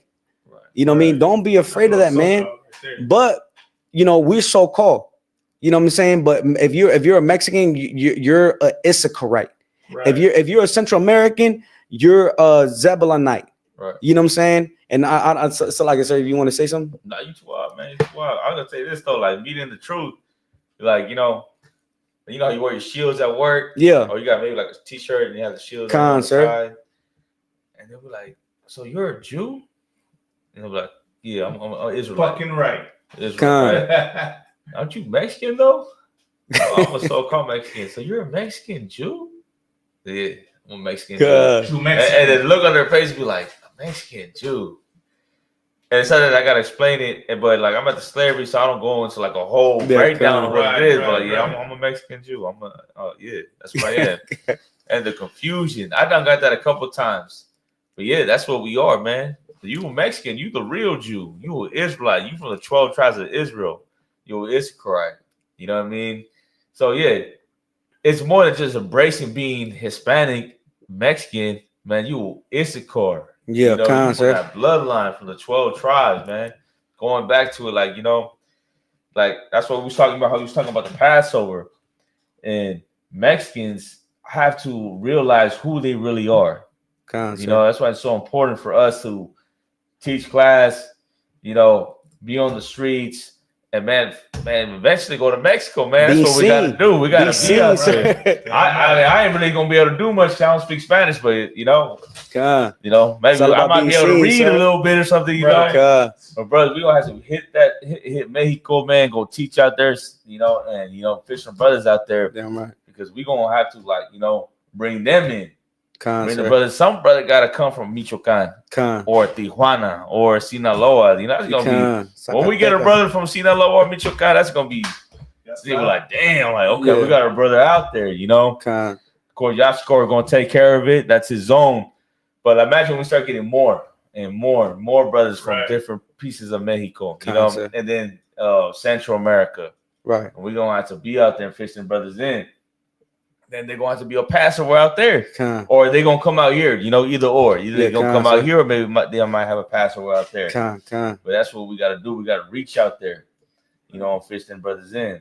And if I could, sir, I want to say the water to Captain Katazar, man, and the other brothers who came up with the archaeology. You know what I'm saying? Like we have archaeology where you could find the shield. You could find the shield of David in Mexico. It's not a coincidence that it's in Mexico. You know what I'm saying? It's because why? Because and you have statues of priests that have the shield on their neck with a garment. With a garment. That's what I was gonna say. And you have with the garment and the fringes. You know what I'm saying? It's not a coincidence, man. Like that we kept our traditions. So like I would say our heritage. That's what the Bible says. We kept our culture. You know what I'm saying? But of course, you know, we come from the east. We come Egypt, from the east. Like so like I was gonna say, go ahead, sir. Go ahead. No. So I was gonna say that we come from the east. You know, a lot of our people think that we're native. You know, we were the first ones here, but we're not from here. You know what I'm saying? We come from the east. We come from Israel. It's like, and that's what I was gonna say. I was gonna say that okay, we come from the east, and we were a people that served servitude. We served bondage in Egypt, and we brought their gods. You know what I'm saying? And you should tune in to an old class that Officer Kazakia did, man, where he teaches you how the Cholo Esquinkle, which is the dog, the Mexican dog, right? With Anubis, you know what I'm saying? It tells you like he's the dog of the underworld, and that's the same thing that the Egyptians had. But the pyramids and all of that, you know what I'm saying? We came out here in Asareth to keep the laws of God. But then you know, like we went astray like we always do. You know what I'm saying? The brothers and sisters went astray, and they started to serve other gods, the gods of the wind, the sun god, and this what have you, and the Lord destroyed that empire. You know what I'm saying? And the Lord's not with that. That's why he allowed the oppressor to come over. That was prophesied in the book of Genesis, so like Deuteronomy, the 28th chapter. You know what I'm saying? But again, this is the book. If you have not copped any of the books of Captain Katazar, you should. This is the book that he just dropped, A Tribe Called Gad. You know what I'm saying? Go ahead, Malakma. Right on the screen. Right on the screen, man. Tribe Called Gad just came out, man.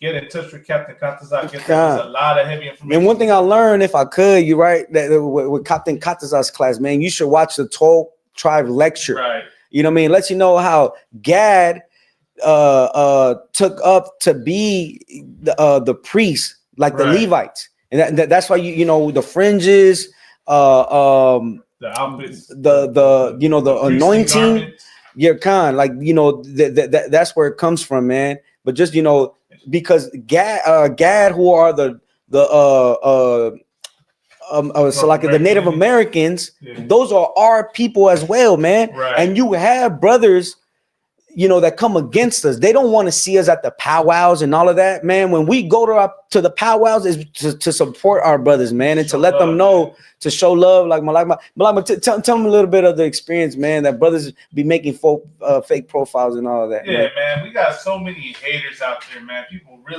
really want to stop our work, but y'all won't succeed. Y'all can make all the fake profiles y'all want about us. You fake Israelites can go to the powwows and go to whatever Garcia event there is and have your camps out there and blaze. This is one thing I want to let people know out there, right? We're going to show up to your powwows and let you know we're not affiliated with any other group. Right. Man. We go out there to show love, man. That's what we do when we go out to the powwows, to the Garcia events, to the protests. We go interview Garcia to get Garcia's voice out there, to get your, you know, to get your take on what's going on, to see what's going on. That's what we do. We go in the spirit of brotherhood and sisterhood. I can't account for what other groups do out there, and I understand the frustration, but I just want to let people know we are not affiliated with any other group. So when you see some weirdos in purple, you know, disrespecting y'all and doing whatever, that's not us. Right. And we're not about indigenous erasure either, right, Malakma? Right, exactly that too. We are not like, and I wonder where that term came from, Commandant. How in the hell is calling you an Israelite erasure of your indigenous culture? You know, it's like you're saying calling you Native American is an erasure of your indigenous culture. We're just telling you who you are in the Bible. You know what I mean? And what the Bible says. And the Bible says that you're God's chosen people. So-called blacks, so-called Hispanics, you're God's chosen people. And the proof is in how much you shine in this hell. Right. And in all this darkness, y'all are the light, man. Have the most beautiful women. Have the estilo that the whole world wants to rock. Karma's the on point. Garments on point, man. is- Especially, you know what I'm saying? You know, our styles, our music, our, you know, everything, man. We give it flavor, man. And that's all we're saying, is that you're God's chosen people, and to learn to love, you know, like, if you want this to end, just look at the brother and sister next to you and love them, man. Stop hating on them. Stop turning it. That's all we're saying, man. We're not here to, you know, harm, you know, like, the ISUPK has been around since 1969, Mm-hmm. and not once has any indigenous tribe ever been erased because of the truth that the UPK brings out. Right. Right. Yeah, man. Shout out to Kamikaze. Shout out to all the Gadites in the school. You know, Camp Soccer War. Tabawan. Yeah, Tabawan. Shalama. You know. Camp Soccer. You said Camp Soccer. Shout out Camp Soccer War. Chief Sock G. What they call him? Chief Sock G. You know, but we're gonna continue doing this work, man. So, you know, so like you said, last one, Zachariah. I can't say, brother from Texas. I know he'll get that too. He's a graduate of Hebrew Academy. So like, shout out. You know what I mean? What else we got on? Real quick, I just want, you know, I had this video real quick to play. This is the Sarah lady. And this happened. Can you come to the back of receiving to help me out with a uncompliant vendor? Uncompliant? Why is he uncompliant? Es discriminación. Yo no hablo mucho inglés. Yo no hablo inglés. You're a liar. Yo no hablo inglés. You just spoke English. You said open the door. Sí, pero eso es lo básico. Sí habla inglés. No. Es mentiroso. No, mentiroso. You speak perfect Spanish like this. Discriminación. ¿Cómo es Sara se llama? Sara. Y no me deja salir. No me deja salir. Me está discriminando. Yo no sé por qué me discrimina. No entiendo. Apparently he lost his job after this. ¿Qué es el nombre de tu compañía? ¿Me deja salir, por favor? ¿Qué es el nombre de tu compañía? That's false imprisonment. Dame la información that I'm asking you to give me. Won't let him leave. Give me the name of the number. Ya dejé la orden ahí, no me deja ir la señora. Se llama Sara. Watch her become the victim. My name is Sarah. My name is Sarah. My mom was born in Colorado. Qué bien lo que. If I don't speak Spanish perfectly, you have a problem. When did he say that? When did that happen? I can't speak English fluently. That's your fragility. I was born in Mexico. My dad was born in Mexico. My mom. He's just trying to leave. Mexico. Why are you mad that I can't speak Spanish perfectly? Wow. What's your problem? The person that recorded the video said that he lost his job over this. Let's be clear about something. You can't just hold somebody and not let them leave the way that she did. He's not posing a danger to her. Sure, she can be annoyed that he's not saying the name right. Pero el berrinche que hizo al final with the whole my parents were born here, I think it says that this is much more about her and her fragility than about the man recording. Pero familia, let me know, what do you all think about this? As if I needed more reasons. I'll tell you this, man, like you know how like there's Uncle Toms and like with Judites. Yeah. Like man, there's so many Tomases in the tribe of Issachar. Right. And it'd be funny too. Sometimes it'd be like the most Mexican looking. Yeah. Right. It's the nopal in the forehead. Nopal, like the dark and you know. He just look like you know like it's like a so-called Indian. And he'll be like, go back to your country. Go back to Mexico. My mom was born in Colorado. That one cat, he's like, go back to Mexico, fool. They don't like it. Go back. Go back. You don't like it. Go back. Why you here? The fool that said the taco truck on every street corner, man. Oh, right. Good night, man. Like that's our problem, man. Like you know this. I'm gonna say this. That's the reason why people like Kilmar, Abrego, Garcia can get deported to El Salvador, and they don't have to worry about repercussions because you have people that side with the oppressor. Right. You got Mexicans and Salvadoreños that will agree with what America did. Right. Mm-hmm. But let it been another nation, man. You know there would have been an uproar and anger about it, man.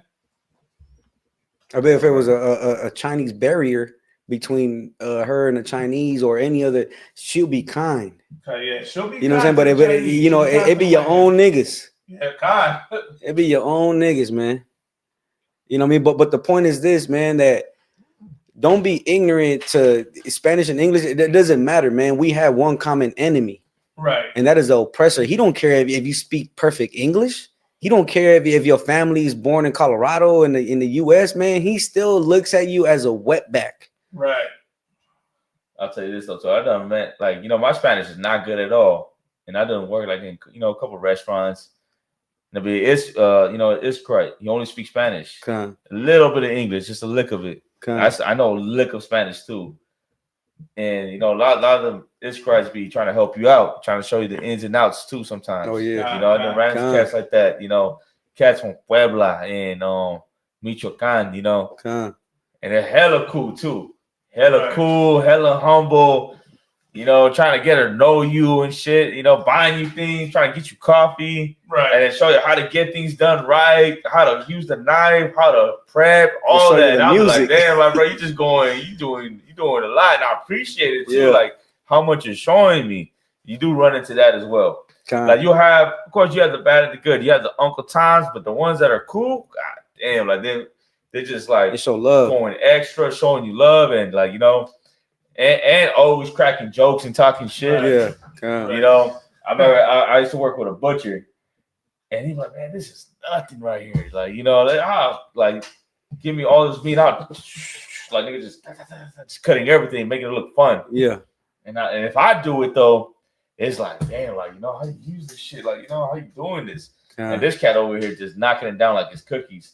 But you run into Israelites like that, man, and you know the Israelites be the most humblest people sometimes. You know, I know they're where they, you know, out there in Mexico would be a little more rough. So when they get out here, you know, it's like, you know, they're not in how do you call it? How do you say this right way? Not in the truth. No, not in the truth. It's more of like, I guess they look at this as a better place. Yeah, it's better over here. Yeah, you know, they don't gotta worry about living in a rancho, I guess. You know, living poor over here. They got their house, they got their kids. You know, they got a better life over here. I guess that's the way some of them look at it. You know, the problem is, sir, go ahead, man. I would say real quick that you think just because Massa gives you some crumbs, you think you're good. Yeah. You know what I mean? Yep. And that'd be the problem sometimes. That's what I was gonna say, sir. I was gonna say because Massa gives you a little bit of extra crumbs that you could send back home. You know what I'm saying? You think that you are in the kingdom, right? You know, they look at America like, oh man, I got like, you know, this much, and I could send 200 over there, and they're able to, you know what I mean, buy this and that. You know what I'm saying? And you think that because America, what they call it, Stockholm syndrome. Yeah, you know what I'm saying? Syndrome. But now what I'm saying is that some of them don't have Stockholm syndrome. Okay. Like, you know, none of them brothers ain't got Stockholm syndrome. Some of them are saying fuck white people too. Okay. Like, you know, I hardly hear that. You know, I've heard that before. Like a lot of brothers, even though they come here and they're slaving, they're still embracing. You know, they'll tell me soy mexicano, soy de Michoacán. Okay, yeah, I hear that. And they'll tell me the little town that they're from. Yeah. Right. And you know, and they're not hiding who they are. Like I ran into cats like that. That's what I'm saying. I ran into cats like that, and they embrace being, you know, Mexican. They're not folding to being American, saying fuck Donald Trump. You know, they're like, I'm just here to, you know, work. I'm here to make, you know, I'm trying to feed my family. That's why I'm here. You know, and some of them even go as far as saying like, if I'm not here, who the fuck you gonna put here? You know, like if I'm not here, like you gonna put him here, he gonna do what the fuck I'm doing. That's what I'm saying, sir. That is, so like I said, if I could, that is Stockholm syndrome. But because the oppressor makes them work extra, and they feel they're like, man, he's helping me out by giving me extra hours. Like, no, that nigga's right. What the guy that's usury?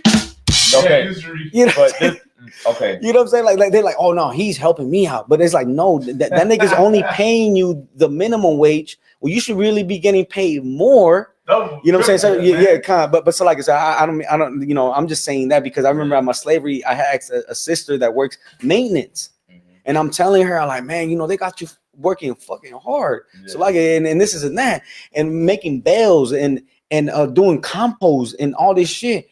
And she's like, well, as long as you know, they gave me this and that, and in my mind, I'm like, damn, like that's hard as work. But Right. but to you, as long as they give you that, to you, that's love.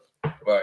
That's hard love. But we go ahead, sir. Let me say this. So the situation I'm hearing, was that this cat had it his way. Okay. He ain't gotta do extra work. Yeah, I hear he you. in there 5 hours. Solo. Easy. Yeah, I hear you. I Doing have his brothers own like that. thing. Yeah. And the reason why he has it his way because he's just a fucking good ass worker. Yeah. So they're giving him the days off that he wants and the hours that he wants because they know if they give it to somebody else, they're not gonna get the work, the reliable, the reliability, Yeah. and we call it the quality of the work. Yeah. Because the brother just do his job so good, Yeah, so they know they need him. They Con. put me in there, they're gonna get some fucked up meat. They're gonna get whatever you give them. Whatever I give him. But this brother right here, he know how to do his shit. Con. And so because he knows how to do his shit, they diligent. give him they work with the Give him schedule and they give perks. the hours that he wants. Yeah. Otherwise, if they lose him, they'll get some shitty work. And that's a lot of Israelites. Sir. But I get what you're saying though, too. Yeah. So they think, because they're giving me my 10 hours and 12 hours. Those 12 hours are a blessing. Man. Yeah. They're giving me 7 days to work. 7 days is a blessing. You're like, that's not a blessing. Yeah, but what you're doing is hard work. What they're doing is a hard work. Like, you know what I mean? And everybody knows this. You know what I'm saying? And even General Muhammad brought this out that Jeff Bezos, right? Jeff Bezos says that he reminds his employees to wake up in fear. You know what I'm saying? Meaning this that if they don't get that package delivered on time, you're gonna have an unsatisfied customer. Right. And he has other companies, right? So if they don't merchandise the product while that customer is there and that customer can't find that product, he's gonna go home unhappy. Right. And now you're gonna have to think about being replaced. And that's one thing that so-called Blacks, Hispanics, and Native Americans, we do everything for the oppressor because we are afraid of being replaced, sir. Right. You know what I'm saying? In my slavery, I hear a lot of brothers and sisters like they complain about what they're doing because it's hard. Right. But they're like, man, but I got. They don't take their breaks. That's bondage, sir. Right. You know what I'm saying? That's what I'm saying. But they're like, but as long as I get my hours, like I didn't take my break, but as long as I get my hours, like that's bondage. You know what I'm saying? And they're like, they miss their breaks, but they do it because they're afraid of being replaced. And that's the one thing that the oppressor, he's looking to replace us for minimum. Right. You know what I'm saying? Right. So like if now you don't climb up the ladder and you're making this much now, but it's like, hold on, you're not performing at the time frame that I need you to perform because everything's about metrics now at this damn oppressor's slavery. You got to have some type of metrics where if you're not performing on according to those metrics, somebody else is going to replace you for the least amount of money. You know what I'm saying? And that's crazy, sir. Like we have to work, fast and you know what I'm saying? Niggas get hurt working fast like fast. But like I said, No, that's facts. That's facts. I work at a warehouse. This is the same thing. Gone. So like if I could, I got a precept real quick. Go ahead, Malam. This is the book of Ecclesiastes, chapter 7, verse 7. Surely oppression make up a wise man mad, and a gift destroyeth the heart. And that's what happens. You think them extra hours is a gift. You think them crumbs is a gift. You think, because they pretend to be nice to you and compliment you on how well you speak English, that now it's all good. That's the gift. You know what I mean? That destroys the heart, that destroys your mind. You think everything, you think equality exists. You think you're equal with this oppressor and that racism is over. Hey, forget about when they make you a manager. Right. Oh, let them make they make a crime manager, then he start treating everybody like shit. I've seen that. I've seen that too. You got to make your quota. Yeah. You know what I mean? Now they put the pressure on you. You know what I mean? That's why I always say, man, like you being an Israelite, you should stay away from the man, them type of positions, just because I'm sure every manager or supervisor goes in there saying, oh yeah, well, I'm gonna be different, I'm gonna act this way, but then the pressure from up top comes. And when you're not meeting the quotas and what is it, the goals for that week or month, Then they start coming down on you. Mhm. Then you have to turn into a tyrant on your Mhm. workers, you know? Like you become, Salachi. So I say you become the very thing that you hated when Mhm. you were, when you had, you become that same supervisor that you hated. Mhm. You know what I mean? Because that's what these jobs do. These jobs are modern day slaves. Slavery never left America. Like Captain Katazal said, it just became more sophisticated. Mm-hmm. I'm gonna say, man, like you just a manager at a restaurant. You know, restaurant, warehouse, construction, man. That don't like you shouldn't be a manager and then start treating people like shit just because you got a little position. You know what I mean? Like what you were saying, like you came in the same way. Like once upon a time, you were just a regular worker. Now you to get your little position. Now you over there cutting people's days. Yeah, right. And that's what they'll do. They'll cut your days. You don't write get you up. So write you up, give you 3 or 4 write-ups, and then cut your days. Like, come on, man, you ain't gotta act like that. Right. So like I said, like niggas is petty. Like you call out because you really have to attend to your children. Yeah. And the niggas call out. And I seen this happen with the heathen, right? The heathen will be the team leader, and then you call out because you have to miss because you have to attend to your children, and then he'll change your days up or like he'll have you closing and working some awful ass hours just because he's being petty. You know what I'm saying, sir? But I was gonna say, Most High in Christ for brothers who are not in the truth but understand, like what you were saying earlier. They walk in your shoes and they understand that we have problems, right? If somebody calls out, be like, man, so we're gonna get through it, man. Nobody can understand what you're going through except for your own kind. The damn heathen, you gonna call out and you be like, oh man, I never called out, but he calls out himself. He's a damn hypocrite, man. And then he's gonna go to the higher ups and tell them all the bad stuff about you. You know what I'm saying? While he's doing the same thing. But this is the thing: you have brothers and sisters that go through what you're going through, man. And even though they don't know the truth of God, they still will hold you up, man. They still like, and that's some brotherhood. But they should be in here. They should be in here and learn how to benefit your people, man. You know what I'm saying? Have your best interest in mind for your people, man, because the heathen does not have that in mind for you. Right. So there it is. There's no future in it. No future in this American nightmare. They just use you till they can't use you no more. That's it, man. But with that, man, I don't know. Is there anything else brothers want to get in? That's it for me, man. That's it, man. Go ahead. Let me finish it out. I just want to say this real quick. So, let us know what y'all think in the comments. If y'all come and watch this live stream later, Also, man, if you disagree or agree with us, let us know that too. And if you think, whatever questions y'all got, comments, go ahead, put them in the chat. Whether you think we Israelites, whether you think this is wrong or this is right, let us know what you think. And, and the next time, man, we do this live, y'all can hop on, ask your questions. We'll answer them. We'll have the conversation. Let's have these conversations, man. Right. And connect, and build this brotherhood and sisterhood up, man.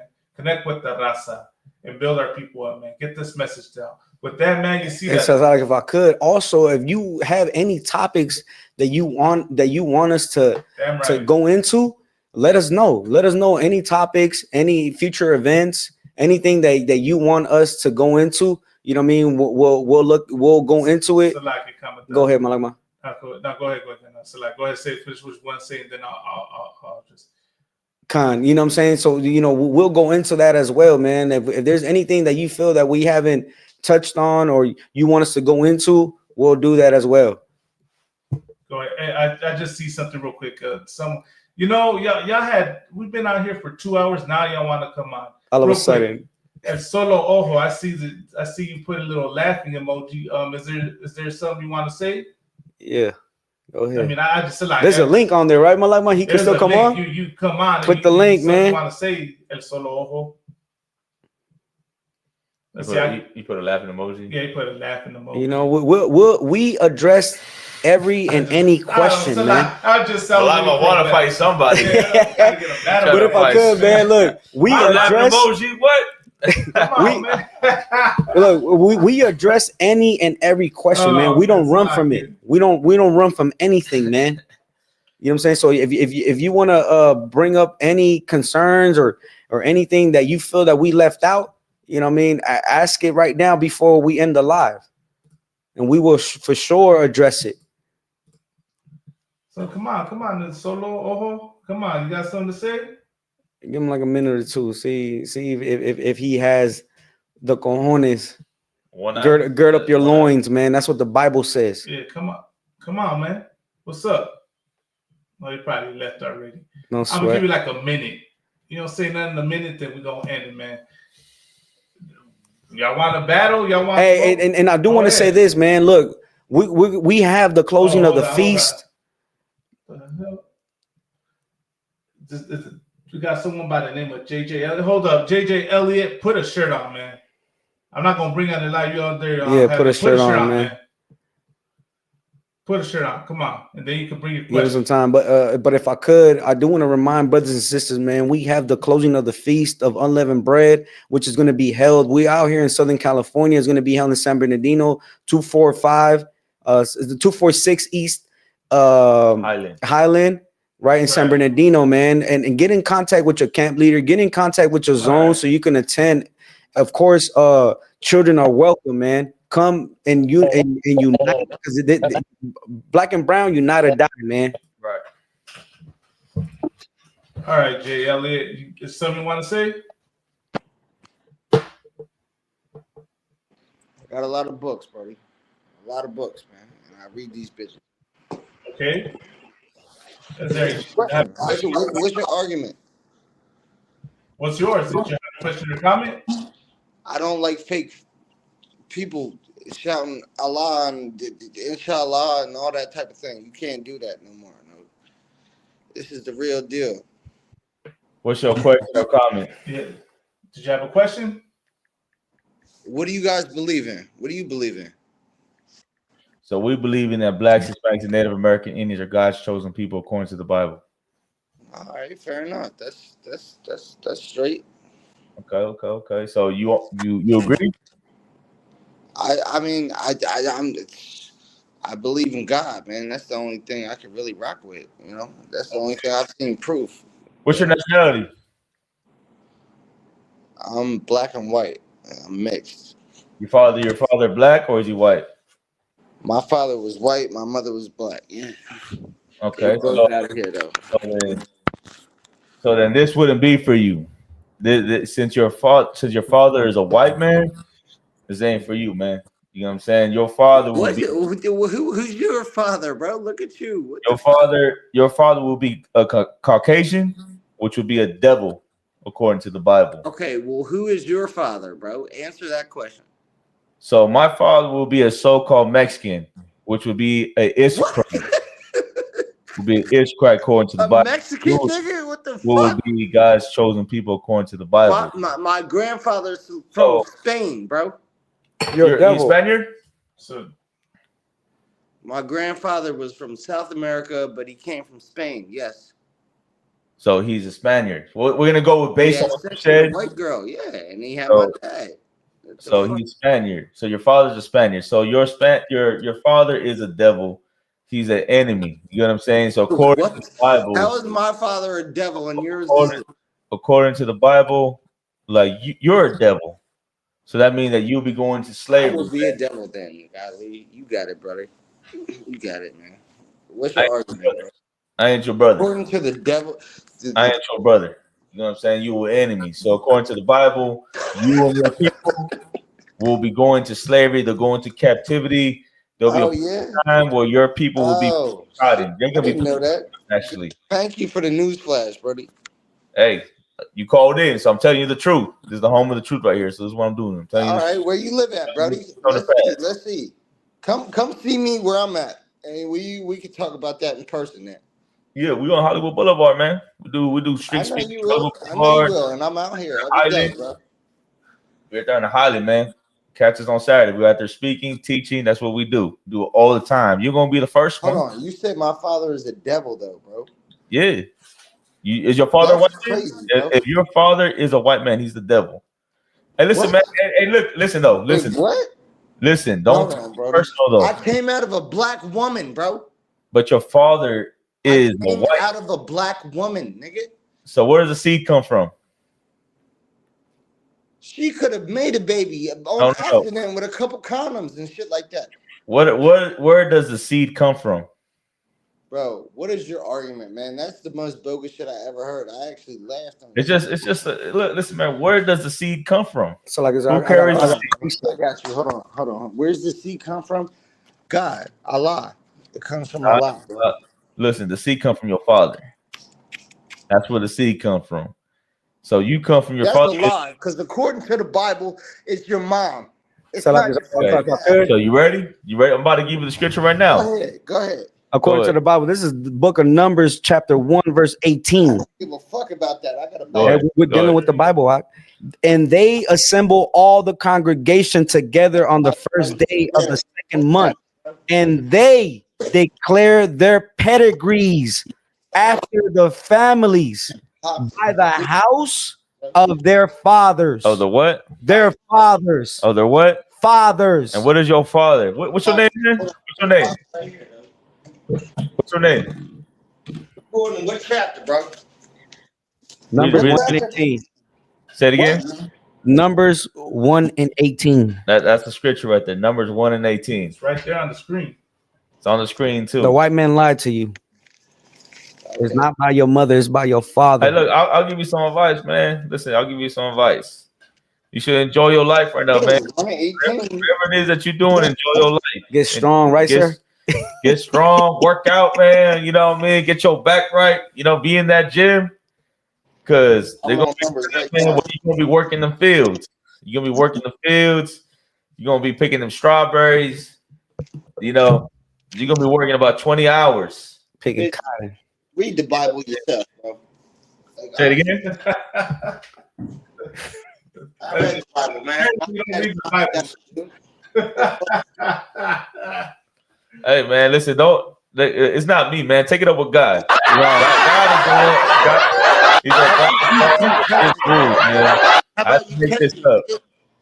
How about you catch me, bro? If my dad is the devil, come catch me, nigga, because the devil is hard to get, you know? It's like what the scripture said, they have surely inherited lies. Right. Hey, man. I'll be the devil, bro. Fuck that. All right, fine. I'll be the devil, nigga. Hey, man, don't be emotional either, man. Don't be mad at me. You just live your in, life. And I'm giving you the truth. All right, go to Disneyland. Enjoy your life.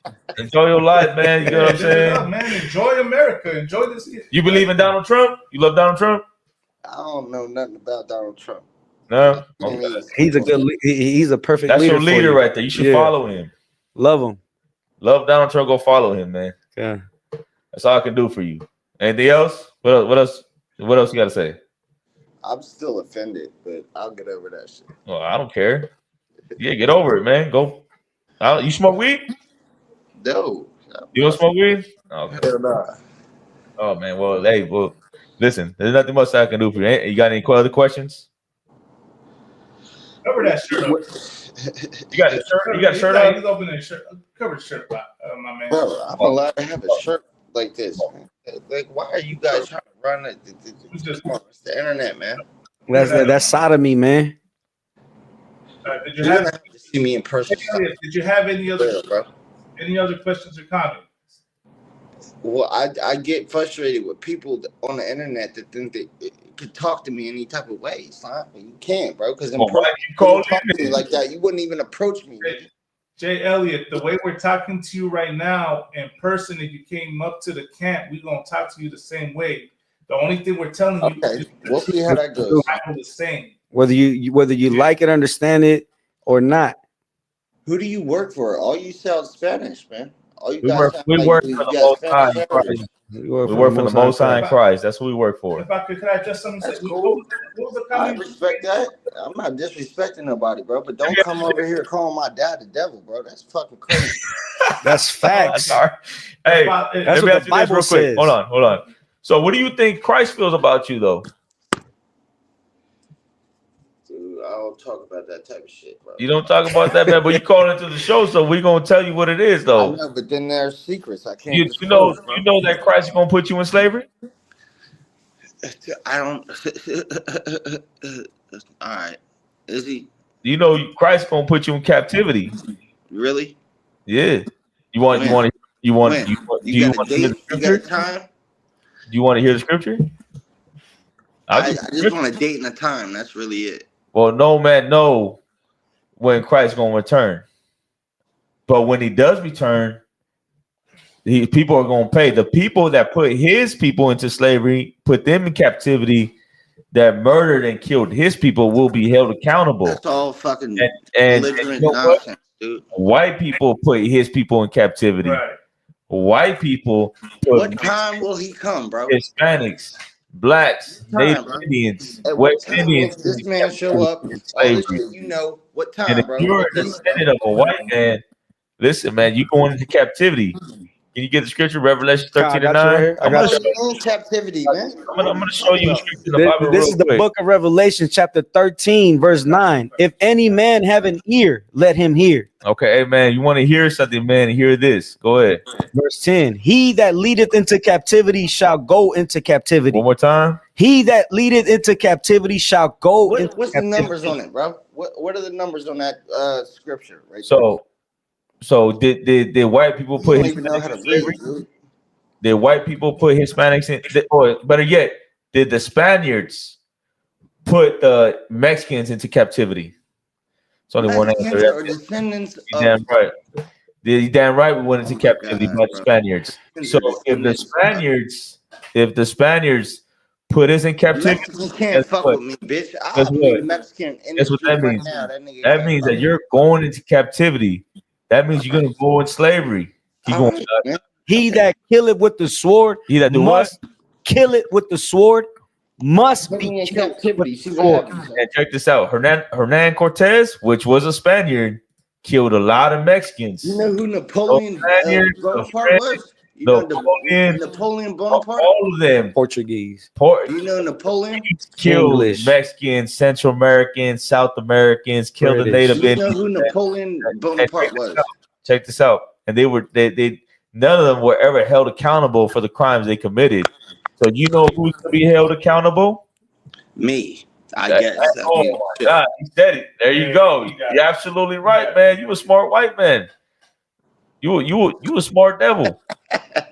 You a smart devil. And check this out. You are going to be held accountable. You know what I mean? When, bitch? And Christ, Give me a date and a time, dude. Christ is going to hold you accountable. I'll tell you, I'll be at Walnut Street Look, tomorrow at 12 o'clock. Do a piece of You know truth. what happened then? Teach the truth. I'm going to teach the Bible. That's it, man. Don't be mad at me. Be mad at God, man. So like I said, I got another Mad piece. at nobody, man. I really don't give a fuck because I know the truth, man. You don't know this. Couldn't beat me in this race even if you had a head start. 14, verse 21. Prepare slaughter for his children. Prepare what? Slaughter. One more time. Slaughter. Go ahead. Prepare slaughter for his children for the iniquity of their fathers. So listen, it's the Bible says prepare slaughter for who? Their children. You are the children of the slave masters. You the children of the people that put us in captivity. All right, what about my mom now? What about that side? That doesn't matter? Your mom might be good. Hey, your mom might be all right. That's why I'm out here tweaking for my mom, nigga. My mom died when I was your mom's a black woman? in a hospital, brody. I'm not playing with none of you niggas, bro. So your mom's a black woman? Go through that shit, bitch. So your mom's a black woman? If she a black woman, she might be all right. I work with all dead people. Every time I close my eyes, all I see is dead people, bro. But hey, for you, man, you ain't gonna be good, man. The scripture says, "Well, prepare slaughter for his children." Go ahead. For the iniquity fraud, bro. of their fathers. For the what? Iniquity. Know about my father. What about your father, nigga? The iniquity of their father, man. So what about your father, bro? If your father was a Spaniard, man, your father was a Mexican, so now you're good. Yeah, absolutely. That's retarded. You guys didn't even know how to bathe, bro. People of God. All right. Mexicans are the chosen people of God. We're the descendants of. All right, then you got it, bro. You are the descendants. Go ahead, figure it out. You'll find out. Hey, we're finding out in the Bible. That's how we know we good. Right. Because we're in the Bible. I will pick a Bible up. I told you, I already picked the Bible up, bro. And what'd you do with it? I dropped it, and I'm on this now. You dropped the Bible. That's more powerful. Hey, you know what? You did the right thing. You did the right thing by dropping that Bible because the Bible is not for you. That's right. You got a Quran, you should follow the Quran. Go ahead. Yeah. You should follow the Quran White or Jesus. Buddhism. If I get a Torah, all of that. Pick any religion, but the Bible is not for you. Right. You will never understand it because the Bible is not for you. That's right. it's for Mexicans. It is for Mexicans. Yes, the Bible is for Mexicans. All right. It's for That's a blacks, good point. Indians. These are our records. Hey, Dude, you're retarded, man. That's the truth. That's the truth, man. Anything else? What's up? Is that it? I mean, what else you got, man? You can live your life. Enjoy America, man. Enjoy. Keep talking that shit. Everybody's on camera. You know that, right? Yeah, man. You know what? It's disappointing, man. Everything is recorded. You know that, right? Like that. If you're a white man, you should have became a politician. You should have been in the White House. So it sounds like you're talking real tough, though. Yeah. You're talking real tough, bro. It sounds like you're a failed white man. He a 2-time loser, sir. You're a loser in your own kingdom. Yeah, you're a loser in your own kingdom, man. Loser own kingdom, man. You said we're talking tough. Hey, man, look, I'm just telling you the truth. This brother out here talking. Well, he's not a brother, but he's talking about I know MS-13 niggas that'll get you, bro. Hey, man. You send them our way. We gonna turn them into prophets of God. Yeah, and they gonna hate you. Right. Okay. That's what we gonna do. We gonna then I'll get another gang on you, bro. We I'll gonna get the Piatas on you, bro. And we're gonna show them that they're the tribe from Zebulon. Okay, and then I'll get the other gang on you, nigga. Cause I'm really a gang member, nigga. You're a gang member. Okay, what gang you from? What gang? Yeah. Pussy, find out. Do your research. You from Pussy find out? Go do your research on the gang I'm in. That's a new gang. I don't think that's a real gang, man. Pussy find out. Hey, listen, man. Check this out. Pussy find out. That's the gang. That's the gang. Pussy find out. You know what's funny? He's boasting about being a gang member, right? You know, being a gang member is white culture. I don't care about none of that shit. You play with us, bro. Go ahead, bro. Play with my body. Ancestors were the first gangsters, man. Al Capone. That's it, man. We done with you, man. We done. That's it. That's it. All right, Pussy, find out. Have a good one, man. Take it easy. He's from PFO. PFO. Pussy find out, man. PFO, man. Hey, man, that was perfect. Well, I don't want to say perfect in the show, man. You know, just something. Anybody else out there? What happened to the other nigga, man? We gave him an extra minute. That was him. Damn, the devil fucking came on, but the brother was. I don't know if he's a brother. Wasn't it something awful? Why y'all coming out so late, man? He might have been just laughing at some shit we said. Oh, okay, yeah, Salaga, man. Yeah, he's probably man. But there you go, man. Anybody got any questions or comments? The link's right there. Y'all can jump on, man. Next time, don't wait till freaking midnight to hop on. Just come on with it, then, man. But with that, man, we're gonna end the episode unless any other brother got something to say. Man, that's it, man. It's the inconvenient truth. Look. Now you're gonna put That's probably the same guy. Well, go ahead, sir. Salaki. This is Inconvenient Truth, man. We're doing it every Friday, 8 o'clock, man. Check us out. You know, we're talking about things that are going on with Hispanics, Mexicans, just things that are going on with our people, man. We do it every Friday, 8 o'clock. You want to call in, you can call in. You got a question, comment, let us know what's going on. Or if there's something going on in your city, something going on in Chicago, something going on in Texas, something going on in North Carolina, South Carolina, New York, you can hit us up, let us know what's going on. We'll talk about it. We'll bring out the articles, bring out scriptures, and we'll talk about anything that's going on. Counselor, if I could too, if you need counsel, man, if you have any issues going on in your life, reach out, man. We'll help you how to navigate, your life and be prosperous. You can't go and get counsel from anybody, man. It has to be of the men of the Lord, man. Get that counsel as well. Right, damn right. Well, ya saben, raza, aquí estamos, man. Every Friday night at 8 or through weekly podcast. We'll be on here, man. Present your questions. We have a email. You can email us your questions. Also, it's The Inconvenient Truth 1969 at gmail.com. Let me put it up in there real quick in the comment section real quick. You know, y'all can also email us, you know, and whatever else, any comments, any suggestions, anything y'all, any topics, feel free to reach out, man. Any smoke, any battles, we'll be right here, man. But we'll be back at it next week, Garcia. Tune in. Also, real quick, right before I go, subscribe to the channel, man. The QR code's on my upper right-hand side right there. You see it. Subscribe to the Inconvenient Truth on YouTube, man. With that, man, we're going to close it out. Yahweh Shem Shabbat to the Carnales.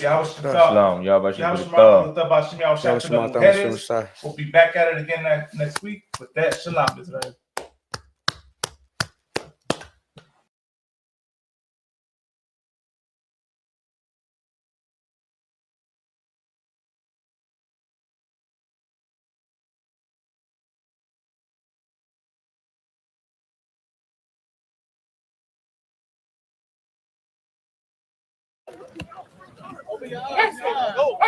Get some! Get going! Órale!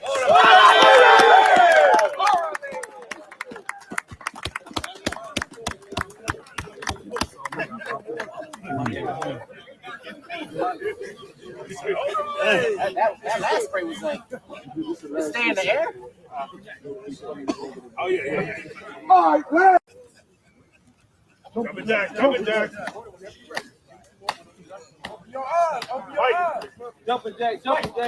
Fight. Yeah. Fight. Get some. Fight. Get some. Keep going. Órale.